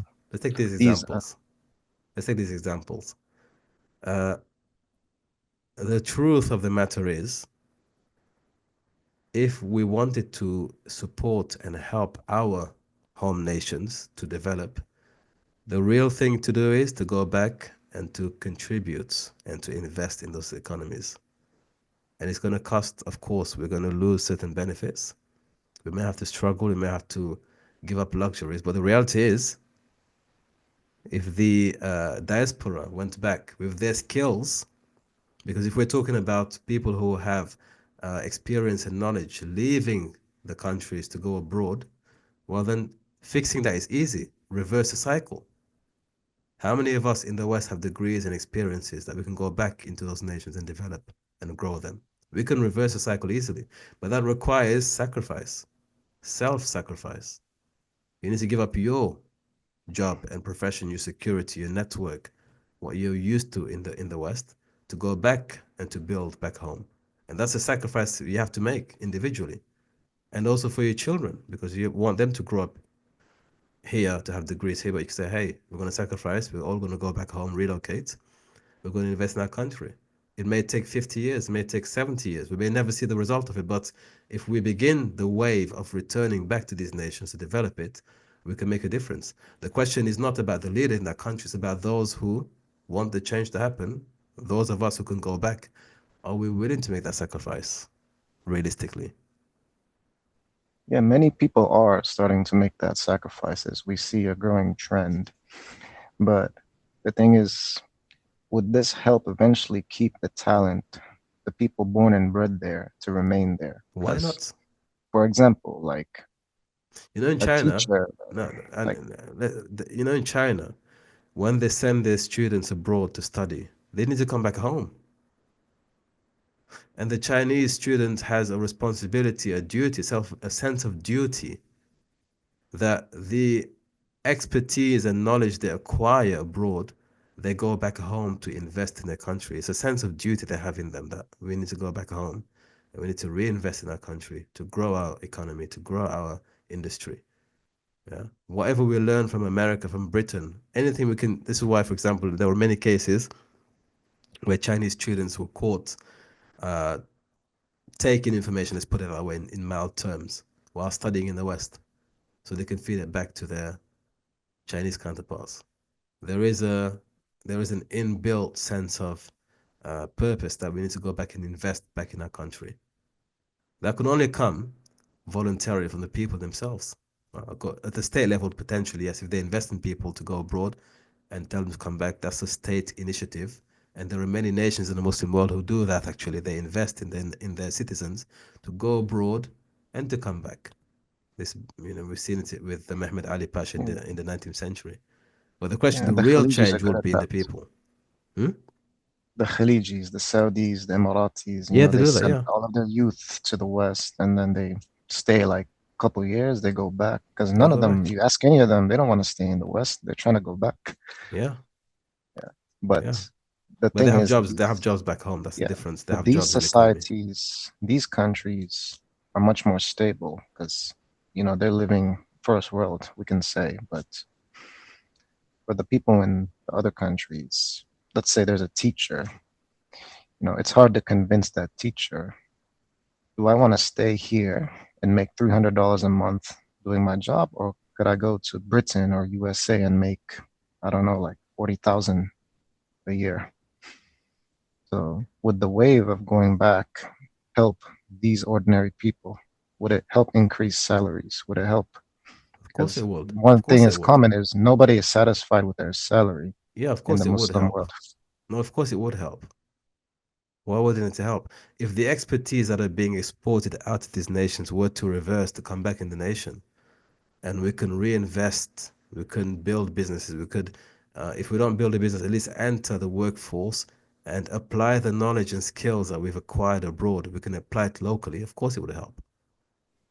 Of course it Yeah, would help. because we don't need like 2,000, we don't need 3,000 pounds a month to live there. We can make it on less than 1,000. But realistically, let's be realistic now. I know we don't want to make that Yeah, there we sacrifice. are. It's easier said than done. Yeah, realistically, that's what it comes down to, isn't it? Let's be realistic now. But if we did It'd make a have the big will to difference. minimize our lifestyle, we did want to take that pay cut to help the country, then if we got many people on a board to do that eventually, It would I think work. it would. And It would work.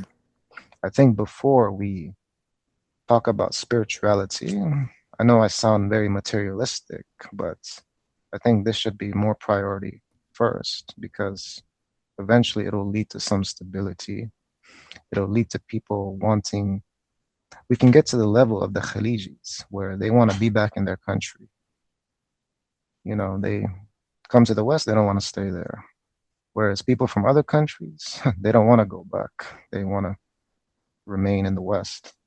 So I think if we can get people to this level to where they want to rebuild their countries economically, then the spiritual part can come naturally in some way. That comes from the people, isn't it, really, ultimately speaking? That comes from the people. That comes from the people. Because one of the things that I've noticed is reading into financial policy and strategy is that a society that has an entrepreneurial class is more likely to have a better form of governance because these entrepreneurs pay taxes. And if you have an entrepreneurial base that pays taxes, then they're going to be involved in politics because they have to know where the money's going. They have influence now over the politicians, and they can begin to steer the government in a better way, at least hold them accountable more. So if people were to go back en masse and to build economy, industry, to invest, then we would have better governance by default. There's more scrutiny now. There's more reason to interface with government to demand that the tax revenue be utilized properly. There's more accountability established. But again, it begins with the people wanting something better and willing to make the sacrifice. It's a huge thing to make. It's a huge sacrifice to make. Huge sacrifice to make. But what we want is we want to stay and wait for the system to change so that when the system is changed, we can now come in and integrate with it. We want Medina to be built first, everything to be okay, and then we make hijrah. It doesn't work that way. It doesn't work that way. Brother Muhammad bin Sheikh Abdi.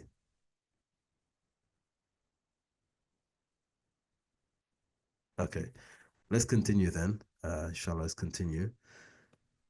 So he continues to say that the first type of rational politics, so this is talking about people who rule, the ruler who rules according to rational politics. You can say realpolitik, you can say power politics. In other words, politics, pure politics. So this group, or the first category of a ruler who doesn't rule necessarily by religion, but by rational politics, as he mentions, is that the concern is with public interest in general. and with the ruler's interest in connection with the administration and in effect holding on to power. This is how the Persians used to rule. According to Ibn Khaldun, the Persians ruled this way. Okay. The second type is the one concerned with the ruler and how he maintains his rule through forceful use of power again. Taghallub. Okay. Taghallub. And the general interest is secondary. So his primary concern is to maintain power, and the general interest of people is secondary to only the. So in other words, he's more concerned about holding on to power than servicing the society and his subjects. This is the type of politics practiced by all rulers, whether Muslim or unbelievers. This is now where we hit the wall. Let me repeat that again. The second type of rational politics is one concerned with the interest of the ruler and how he can maintain his rule through the forceful use of power. The general public interest here is secondary. Then he says this type of politics is practiced by all rulers, whether Muslim or unbelievers. This is the reality of people in power, especially in a modern realm. They are concerned about maintaining power. That's the primary concern for them. And using force to maintain that power is common. Whether Muslim or not, this is how they all practice it, according to Ibn Khaldun. He says, Muslim rulers, however, they practice this politics in accordance with the requirements of the Muslim religious law, Sharia, as much as possible, as much as they're able to. So the difference here is a Muslim ruler, although he's seeking to maintain power by forceful use of power, and that's his primary concern, that he does so while trying to also meet the requirements of the Sharia, but as much as he can do. So in other words, he won't be able to do everything properly, but he's trying with whatever is possible for him, whatever is within his reach, he'll try to do that much.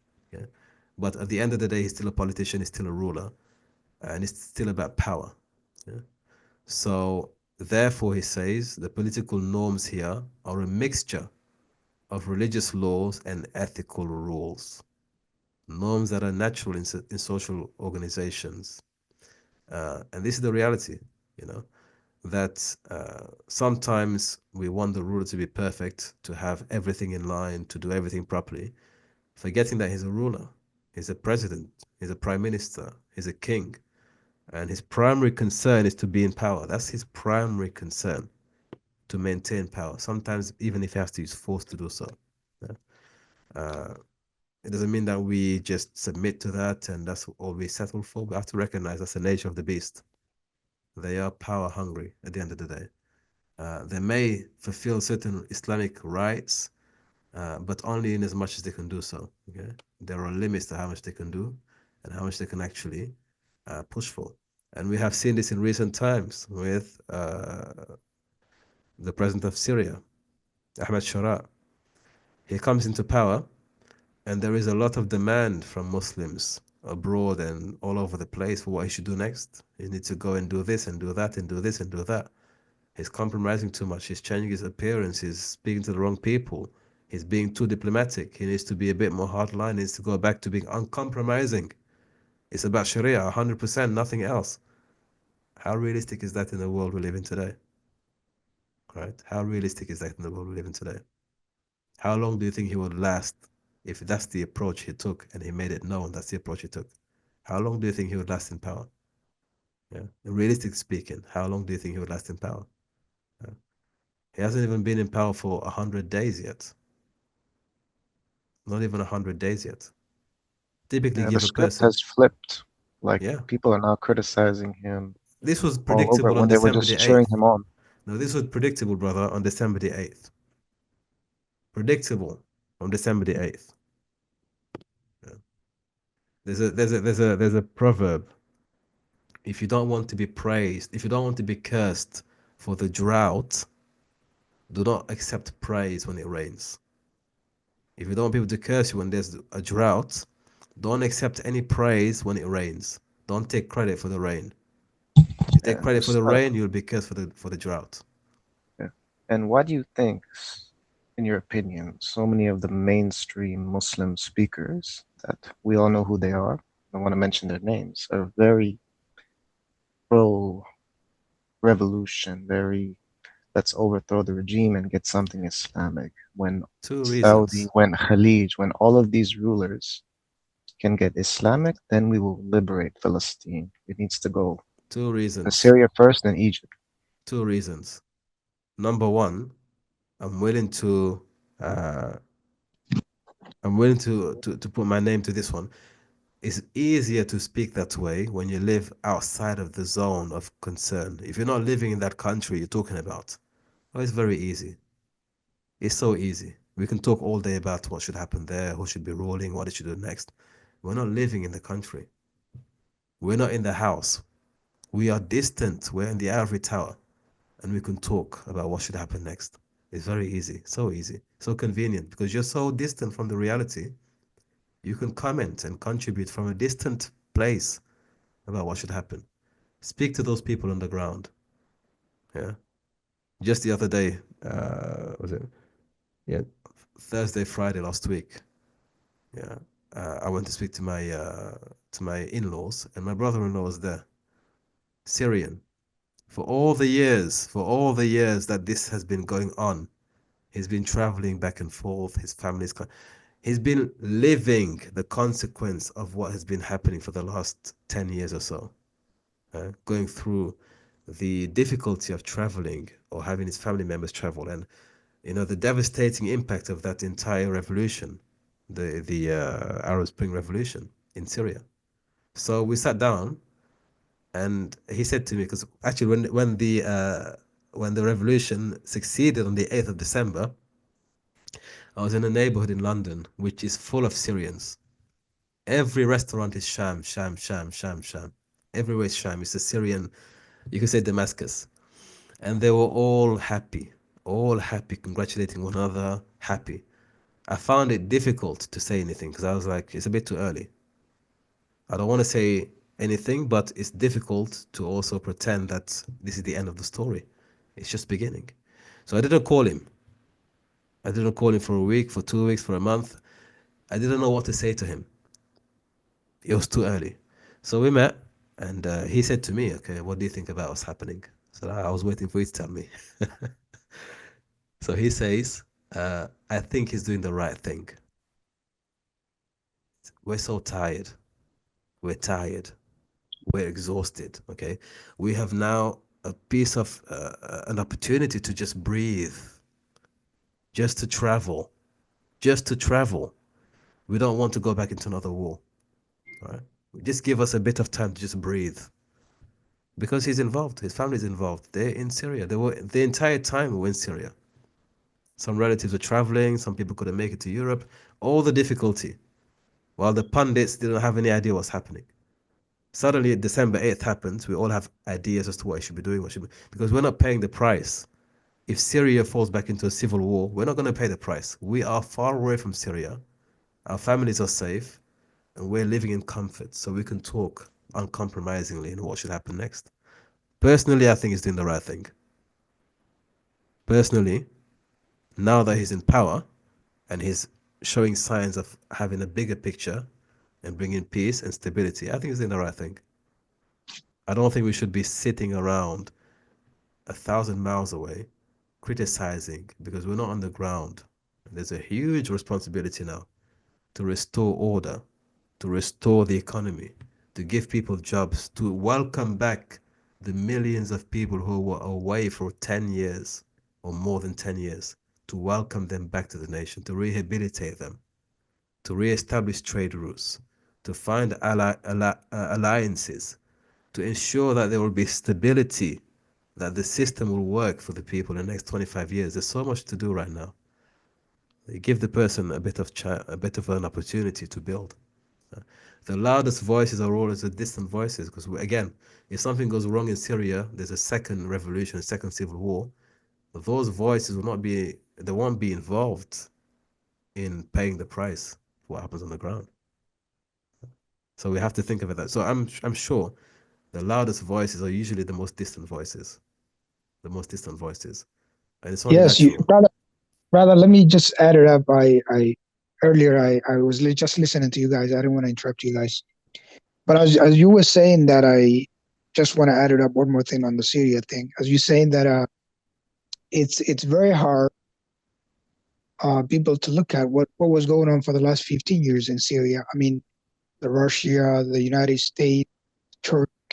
I mean, everybody was actually involved what was happening for the last 15 years. And for him to even stand up and to rebuild that country, I think he's doing the right thing. I think he's very brave, in my opinion, to even think about the Sharia law this time, while especially in the southern Syria where they have Israeli and other issue going on right now. And in terms of other leaders in Islamic world, I'm not talking about the Khaliji and the other stable leaders that already in the first world, as you guys saying, but compared to him with other countries like Afghanistan and in the other Iraq and Syria, and so he is very brave what he's doing right now, and to establish and to rebuild his country. The way he is started as his leadership right now, it's actually I gotta give him a thumbs up, because a lot of the people who establish country like the way he's doing right now, or re-establish the way he's doing right now, they usually worry about other things. He started in the region. He started in Saudi Arabia and Qatar and other key players in the region, because he knows where he can start from it. Unlike the other people who started, they usually go to Western countries and who initially started in probably to begin with. So in my opinion, I think he's doing in the right track. And yeah, it's not easy. It's not easy. It's not easy. That's the thing.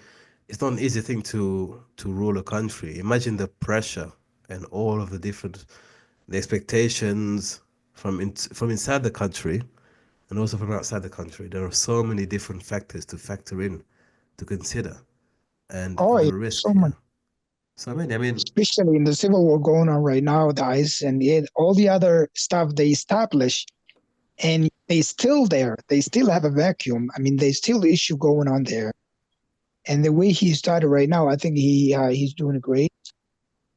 Especially he ignore all the other big players, and we say, I'm going to rebuild my country. I'm going to establish my country from get-go, and whatever I do, I know who should I invite with, and that gives me that he kind of know what he's doing, and he know the best interest of his country, the way I see it right now. And I think the people support him as well. That's the thing. And as you were saying earlier, leadership, it's a takeaway. It's both ways. And today, the world we live in today, it's very powerful. The followers of the people, you can easily tell, the people who they want to welcome. I mean, you can easily tell the way they welcome him, no matter where we were around the world. They welcome him as a good leader. But if you compare that to the old ones, like what's going on in Sudan right now and other places, I mean, people don't even talk about it.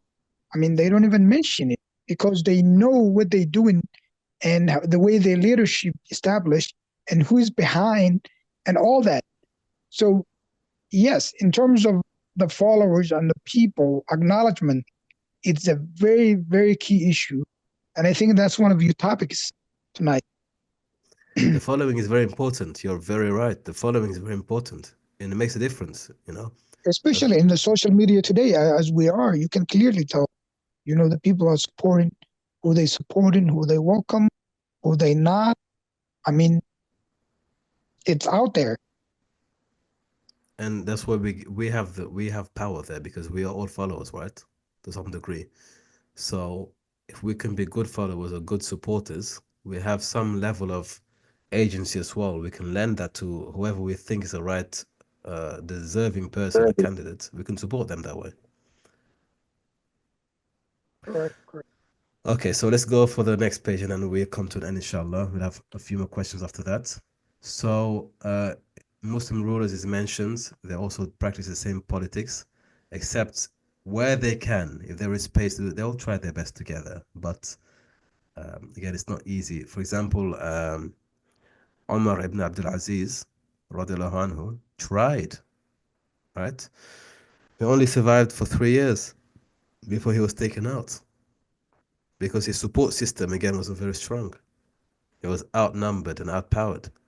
But what he was trying to do was revive and restore the original Khilafah and to restore the Sunnah fully. But because the support system around him wasn't as powerful as the opposition, his mission was very short-lived. It was a short-lived mission. Yeah. So the support system is very important. Unfortunately, you find that those who are most brutal and unprincipled, they tend to have the best support system. The tyrants, the dictators, they tend to have very loyal supporters who are willing to kill and die for them. Unfortunately, that's why they become so powerful and they maintain power for so long. Whether they instill that by fear or by corruption, they tend to have a greater level of support around them. The military typically supports them. The military supports them typically, so they have a stronger network of supporters. Somebody has raised their hands. Okay, is that Brother Muhammad? Your hand is raised. Okay, so let's go into the next one. Finally, recommendations. If you have time, if you're interested, if you want to explore, the first book actually I should have mentioned here is Al-Farabi's The Perfect State. Madinatul Fadila. It's important if you want to understand the principles of utopianism, the ideal state, as philosophized, as a philosophy, then I would advise Al-Farabi's book. If you want to go to the classic, just go to Plato's Republic. It's very famous. But again, he's a pagan and it's a pagan worldview, so it may not line up with the Islamic ideals. But Al-Farabi has a wonderful book. And again, it's the same thing, just he Islamized it. And that's one book if you want to look into the idealism of politics. Then, of course, I would advise, I did in a previous session, Thomas Hobbes' Leviathan. And this is just to understand the system, order, and structure. What is a government? Leadership and understanding the essential components of a society that works, right? And what needs to be in position. And even sometimes there are difficulties, but for the greater good, how a system works and what you need to have for that system to thrive. And then Animal Farm. This is fiction, but it's a wonderful story actually to explain what happens when you go into the revolutionary cycle. The revolutionary cycle. For those of you who have read the book, you would understand what I'm saying. For those who have not read the book or maybe not heard of the story, it's a wonderful, it's an allegory effectively of revolutions and what happens essentially if you have a revolution that has no principles behind it, or there's no structure behind it, or no direction. So it's a wonderful story, and I think it's one that would help us understand when we talk of revolutions, changing systems, the rulers are corrupt. Read Animal Farm. And at the end, there are two pigs that take control of the farm, Snowball and Napoleon. Yeah? Follow the story, and then you'll come to understand certain things, inshallah.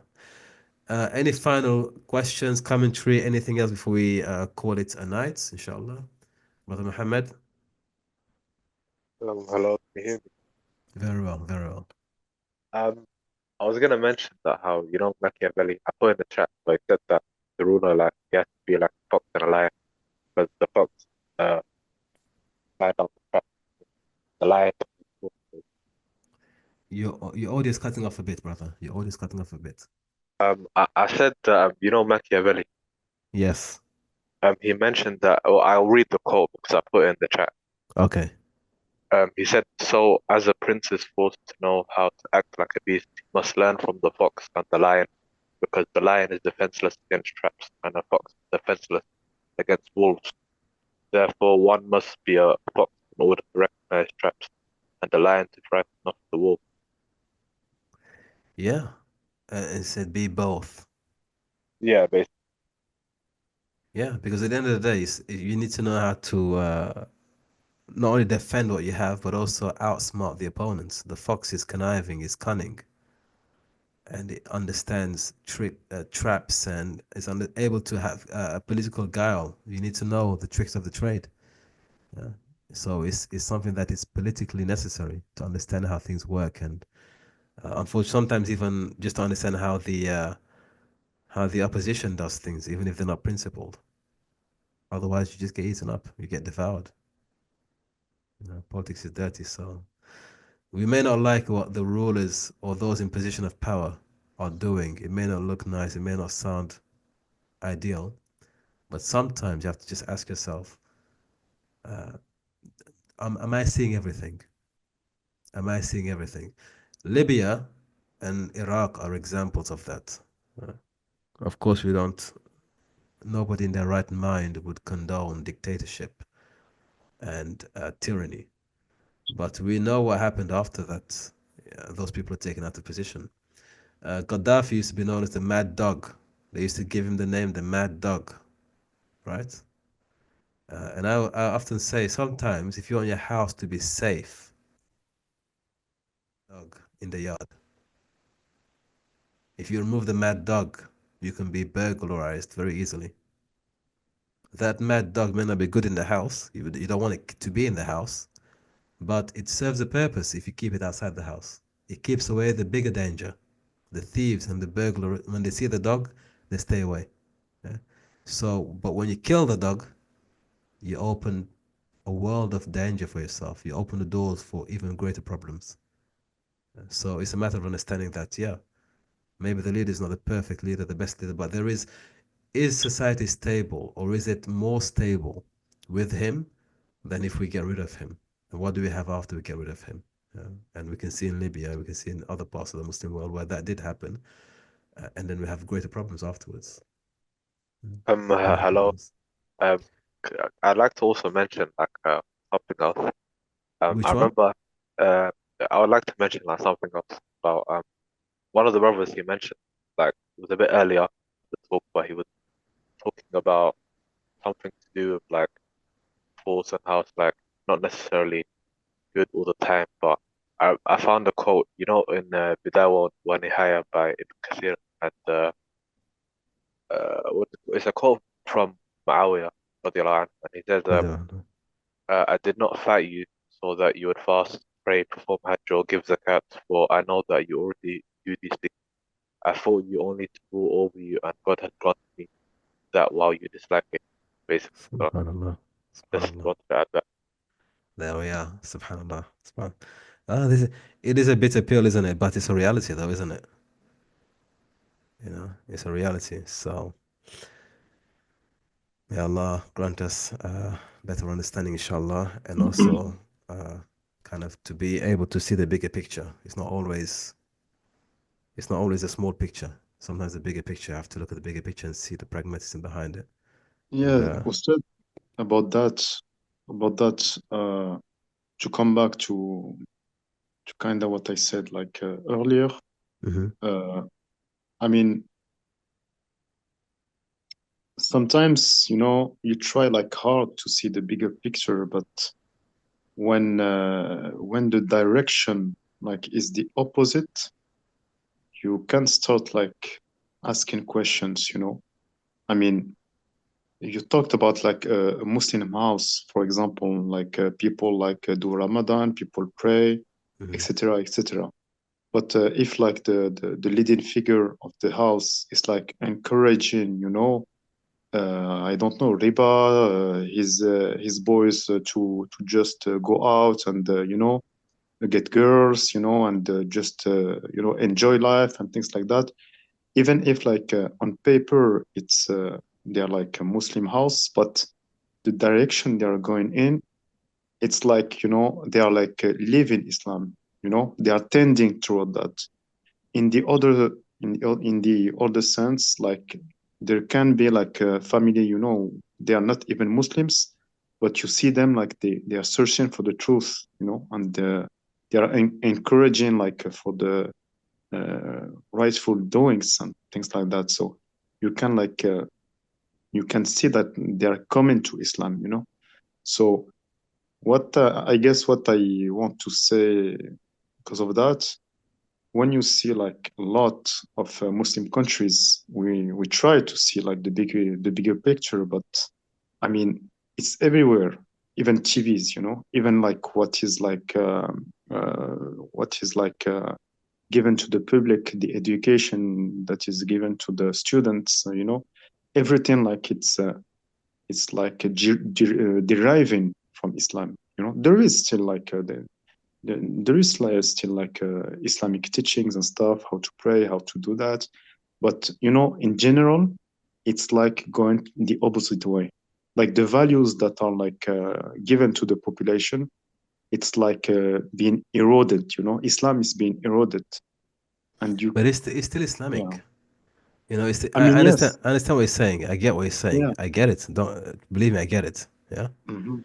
But I mean, it's still at some Islamic. point, I don't know. You know, maybe we want to be like alive, but I mean, trying to project yourself like in the future, you know, we are like going towards something non-Islamic, like it's like disappearing little by little.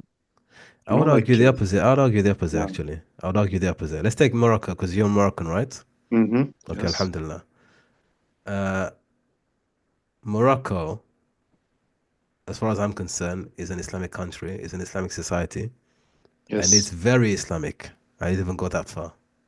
Why do I say that? Look at the structure of Morocco and the government in Morocco, and I should say the royal family in Morocco. I agree, Ustad. I agree It because may, of yeah, that, you know. it may Yeah. not be a khilafa or a sultana or something that we consider, oh, this is like we're living in time Sahaba. But even from just the appearance, the external, the customs, the traditions, it's very Islamic. But Ustad, it's being lost. That's what I'm trying to say.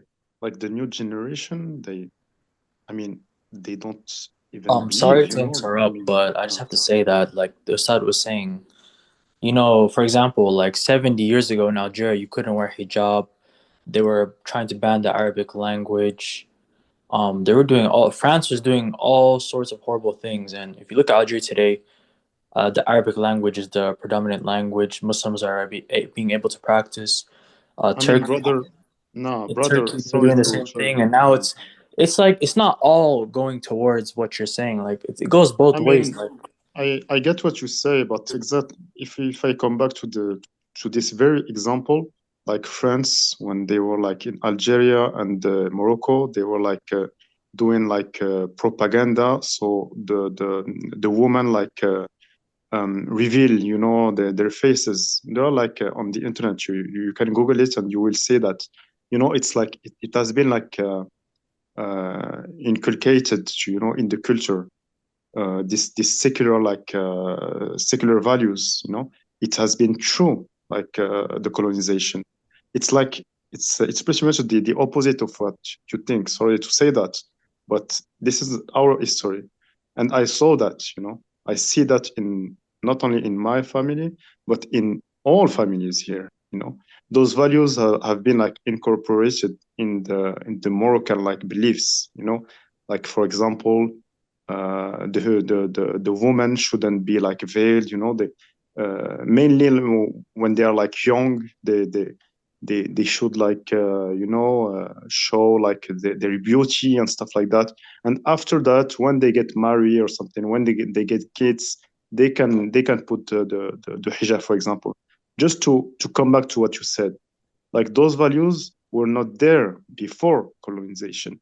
It has been inculcated by colonization, you know. And yeah, the westernization is like going strong now, you know. Mainly, I'm talking about, of course, about you know the cities. I mean, in the rural areas, it's kind of different. But I mean, yes, not everything is always about colonization, because there's some countries that weren't colonized, but they're even adopting. They're not even Muslim countries. For example, Ethiopia wasn't colonized, but a lot of these modern trends that weren't there maybe 100 years ago, 200 years ago are starting to come over there. Mhm. And there's like globalization that's happening that isn't just colonization, it's just influence. And there's like also a difference between influence and like you're enforcing something. So there's Yeah, influence as well. It's like social media I can just be agree. an influence. I mean, I agree, but you talked about colonization. That was just an example, you know. And Yeah. but you can But you're see right in like some aspects. lots of habits, lots of habits in Morocco. Like they have been like inculcated by colonization, like the way of dressing, the way going to the bar, for example, for men, you know, like things like that. It's I mean, you have to like to really live in the country and like interact with families and know the mentalities and know history too, you know, to Yeah, see that in some way. that's really So sad, it's honestly. not all bad. It's not all bad. Don't get me wrong. It's like it's a beautiful country. Alhamdulillah, there is a lot of Muslims. You know, people like who practice the deen correctly. You know, they don't even go into the riba system. They're But like yeah, let me protect just their say this families and though. stuff. Yeah. Let me just say this. Like, I was actually reading something. I forgot where I heard it, but it was like talking about Islamic history and like these type of things like were happening even like 600 years ago, 700 years ago. There was places that were like all Muslim, where alcohol was just prevalent. Like even in Anatolia, where Turkey is, like hundreds and hundreds of years ago, the women there were Muslim, but they weren't even wearing hijab. Like these type of things aren't just exclusive to they're predominant in our generation. They're happening a lot, but it's not like our generation is the Yes, the brother. place where What? we're the Yeah. only generation that has like these problems come up. So Yeah, they I come up and they understand. go away and they'll come Yeah. back again in the future. It's not like I it mean, thinks yeah. my point is that the system like is encouraging that, you know. I understand that it was never perfect, but when the riba is like it's a systemized now, you know, like not only in Morocco, I mean in pretty much all Arabic countries, you know. I mean minus some of them, I but agree. yeah, things like that, you know. Even like the the culture in general, like there is no pretty much no like religiosity, you know, in the TV. There are like some TV shows and stuff, but I mean government like programs and stuff, you can see like that, it's not a woman like just they are wearing like jeans, very very like slim jeans, you know, and stuff like that, you know. I mean it's tending toward like something else, you know. It's tending toward like modernity, let's say, like they say, you Yeah. know? Yep. So that's my point, you know. I It's agree. like the direction, you know. It's not like if the country is Muslim or not. Of course not. It's like the direction, you know. It's taken, and what you can witness, you know, the change. This is So interesting. It's an interesting discussion. If you yeah, don't mind me jumping in, it's again the expectations are different. Yeah, the expectations. Uh, one way I look at it is if to judge a state or a nation, it may seem a bit distant because obviously if we're not ruling a nation, we don't know how to characterize that nation and its development. But if you bring it down to the individual person, you apply the same to the individual person. You ask yourself, is that person still a Muslim or not? Let's assume somebody, let's say, grew up in a more liberal Islamic household. It's a Muslim household, they're more liberal. So this sister doesn't wear hijab. She wears jeans. She goes out partying, right? But her name is Asma. And her mother still wears hijab. In her house, they still fast in Ramadan. They don't eat pork. She doesn't have premarital intercourse. She's still saving herself for marriage. There is still shame. She would never come home and say, "This is my boyfriend," for example. So yeah, okay, you could say she's in many ways not fulfilling the duties. She's not wearing the hijab. She's doing things that she shouldn't be doing. But essentially, she's a Muslim woman. and she still has the principles in her heart that no, I can't have, I can't do certain things. Certain things I have to wait for before, I get rich marriage. I need my father's blessings to marry someone, for example. Certain things that she'll still do them. They're still a Muslim. They may be less committed to the Islamic principles, but they haven't abandoned them altogether. They're still a Muslim. And there's still potential there. That person may say, maybe in whatever, but they have the principles. So as far as we're concerned, from the external, they're still a Muslim person. It's still a Muslim household. Yeah, okay, it's not perfect, but it's still. We affirm what we see to be a potential. And that is the affirmative perspective, that is still a Muslim there. Even though it may look like they're doing less than they should be doing, it's still a Muslim. Right? We don't discard that and say, okay, they've gone so far away that it's not really Islamic anymore, it's just a Western woman or whatever. No, we still affirm what is visible and apparent. And especially when talking about nation states and nations, the jurists and scholars would apply the simplest. Do they pray there? Can they pray there? Is the adhan loud? Do they pray the Eid prayers? Right? Are these things established in a nation? Yes, it's a Muslim country. Make it too difficult. And Don't make it too difficult. I mean, it's a Muslim country, but what do you think about the fact that practicing, like being really practicing Muslim for like just a woman to wear like hijab, it's becoming like the more and more difficult to get a job, for example. Al-Andalus. Yeah. Al-Andalus. You don't even have to go that far. Go to Ibn Jubair, The Troubles of Ibn Jubair. It's a wonderful book. He lives Al-Andalus, and we know how Andalus was. They had poetry, they would drink wine, they would sing and boast about the women. They had brunettes and women with green eyes, and so they were not wearing hijab everywhere, that's for sure. And if you look at some of the fatwa coming out of Al-Andalus, you'd be surprised and shocked, by the way. Surprised and shocked. But nevertheless, it's an Islamic society, civilization. And when Ibn Jubair, goes into the Hijaz, and he describes the state of the people there, he almost called them animals, quite frankly. But what was happening in the Hijaz at that time, if we were to describe it to you today, you would think Morocco today is paradise. They were prostitutes. They were prostitutes in the haram, who would wear a certain form of niqab that would be recognizable to the people. They would know this woman is a woman of certain characteristic at that time.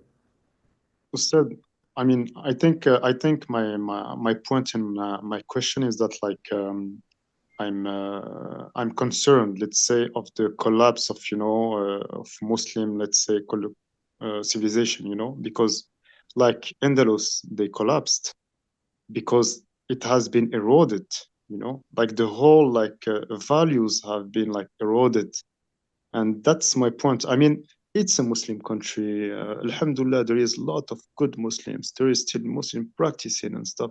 But when you see the whole system where like it's directed, it's going. It's not necessarily directed. Morocco was colonized, correct, by Spain and France. I think it was a protectorate of France. But I mean, I'm talking about right now. It's like the values they are being eroded. So I don't know, maybe in 100 years, maybe 150, it will be just another like westernized like society, and maybe this will make it like a gate for more problems than today. I would say, brother, where in Morocco to are you? appreciate, Exactly. sorry, to appreciate just how strong the Muslim culture is. Yeah, it's good to read what the Western think tanks are saying about our cultures. Wallahi, I've read many of them in the past. Yeah, you'd be surprised. In the UK, there was a commission written. I forget the name of the woman, Dame something. She wrote a report on the Asian community in the West, in Britain, and this report was commissioned by the government. And she was writing about she went in, studied the community, studied everything. She came back with one feedback, one very powerful feedback. She said that every generation they reset the clock again. Yeah. So what they were waiting for is a multi-generational transformation. That if you give these Muslims enough time, their culture and their faith will die out eventually.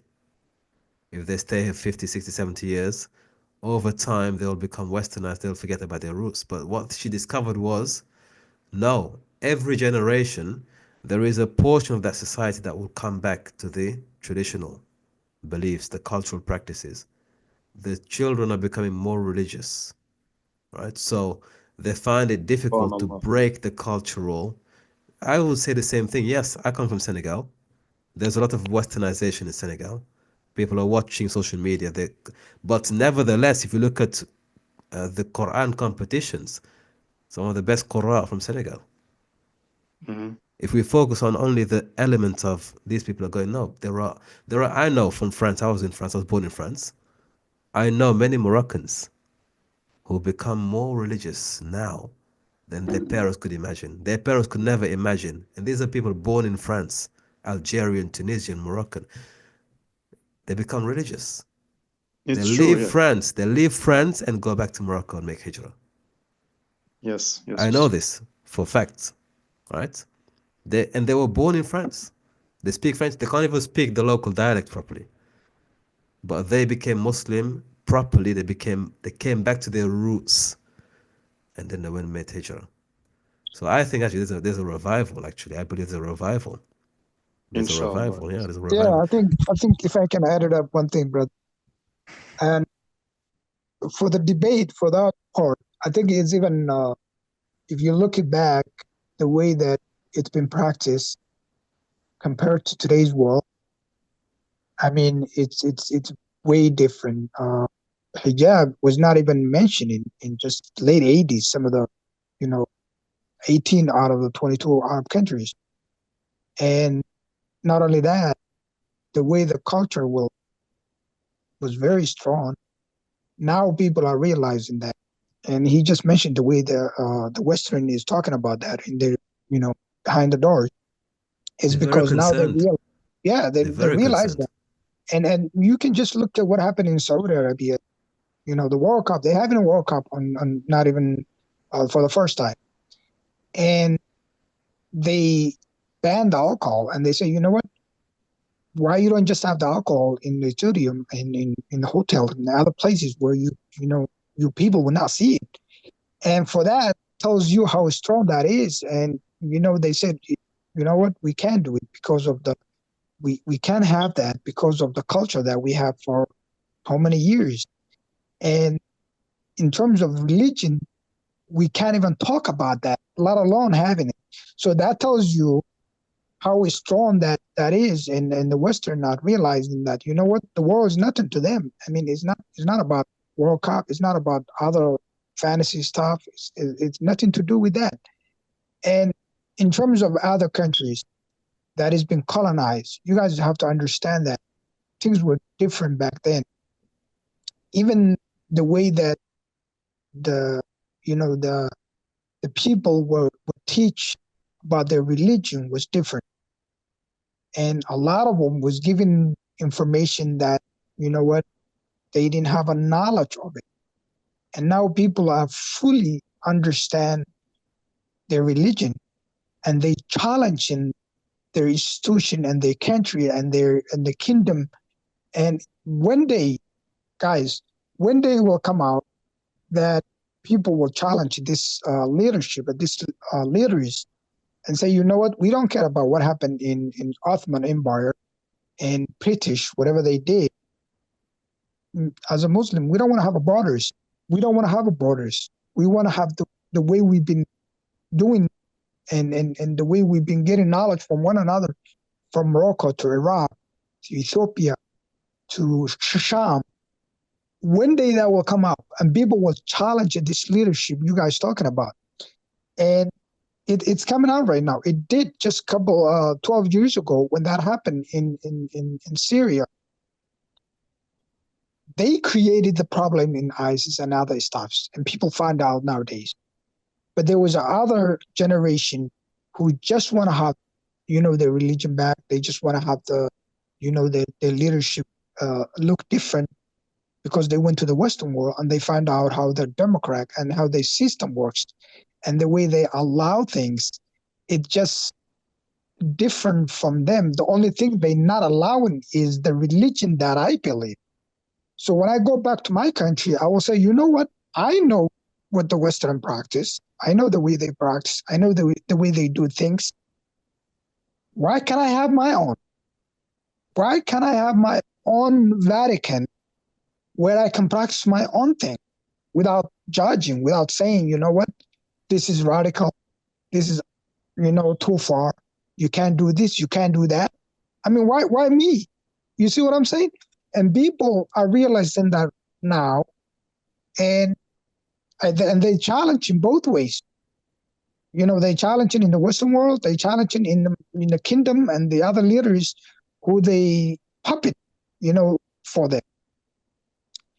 And I think you guys are looking different backwards in the clock. People are learning one thing. in terms of the way the religion, in terms of the way the people practice the religion and the way it's grown up. I mean, look at, for instance, they banning the hijab, and people are getting more and more encouraged. Brother, to wear I the actually hijab. have to go. Can I just say one thing quickly before I have to go? Just really quickly. And thank you, amazing stream, Ustad, Barakallahu Fikum. Just one last thing, right? So I think I'm paraphrasing, but there's a prophecy that, the Muslims will literally, before the end of times, like the Muslims will actually control the entire world. And there's also a lot of bad things that will happen, but that will also happen. So like, again, we're just living through this process. So we're just only at this point in time and we're trying our best. So don't just fall into despair. Don't think everyone's doing this. It's all bad. So just have hope. Again, amazing discussion, brothers. Thank you so much. Jazakallah khair. Take care. Barakallahu fikum. I think we're going to have one question and we've got to go. Brother Sufyan, Barakallahu fikum all for your contributions. Amazing discussions. Very thought-provoking. Much appreciated. Brother Sufyan. Yeah, I mean, I think I'd like to end on a positive note. And I think all of this is very subjective, like these thoughts, the pessimism. But overall, if we look around the Muslim world, we see Indonesia. It was rare to see hijab 50 years ago, but now we see hijab everywhere. You go to Albania, Bosnia, people were not even practicing, and now you see people from the Balkans. They're back practicing in Azerbaijan, in Central Asia, in Turkey. And the Arab world was secular in the 80s and 90s. Now we see a revival. So I think we are heading in that direction. And we might see a little stints here and there, but overall, I think from 50 years ago, there is a gradual upward. The trend is upward rather than downwards. Yeah, and I think we need to look at different parts of the Muslim world overall and not just focus on one country. Yeah, that's exactly. I think we need to start looking for the growing forests and kind of focus on those as well, because there are a lot more of those, many of those. Because I went to Uzbekistan, and yes, majority of people, women, they don't wear the hijab, but it was a pretty religious society, and I was kind of shocked. And conservative, right? I see conservative, and I see the Islam. You would see women come to the mosque, not properly dressed, but they would come to the mosque, put on the abayas and pray, and then go back out. I mean, it's not ideal, but still, that's pretty impressive. It's potential. That's potential. These actions, and you see it in Turkey too. You see it in Turkey. You see it in the Balkans. To see, like maybe we would think these are secular people from the outside, but I know the Turks have a say that you don't know who has the iman and who has the money. Subhanallah. Subhanallah. Subhanallah. Subhanallah. May Allah grant us both. That'll be even better for everyone. Barakallahu feekum, and inshallah we will continue after Ramadan. Ramadan Mubarak, Ramadan Kareem to everyone in advance, and thank you for participating today. Assalamu alaikum wa rahmatullahi wa barakatuh. Assalamu alaikum. Once your work is finished, don't watch the television. Once your work is finished, find something constructive to add to your mind. Have an hour for reading. And I don't mean read comic books. Read something that will make you know what's happening. So when you get in a conversation, you can sound intelligent even if you aren't.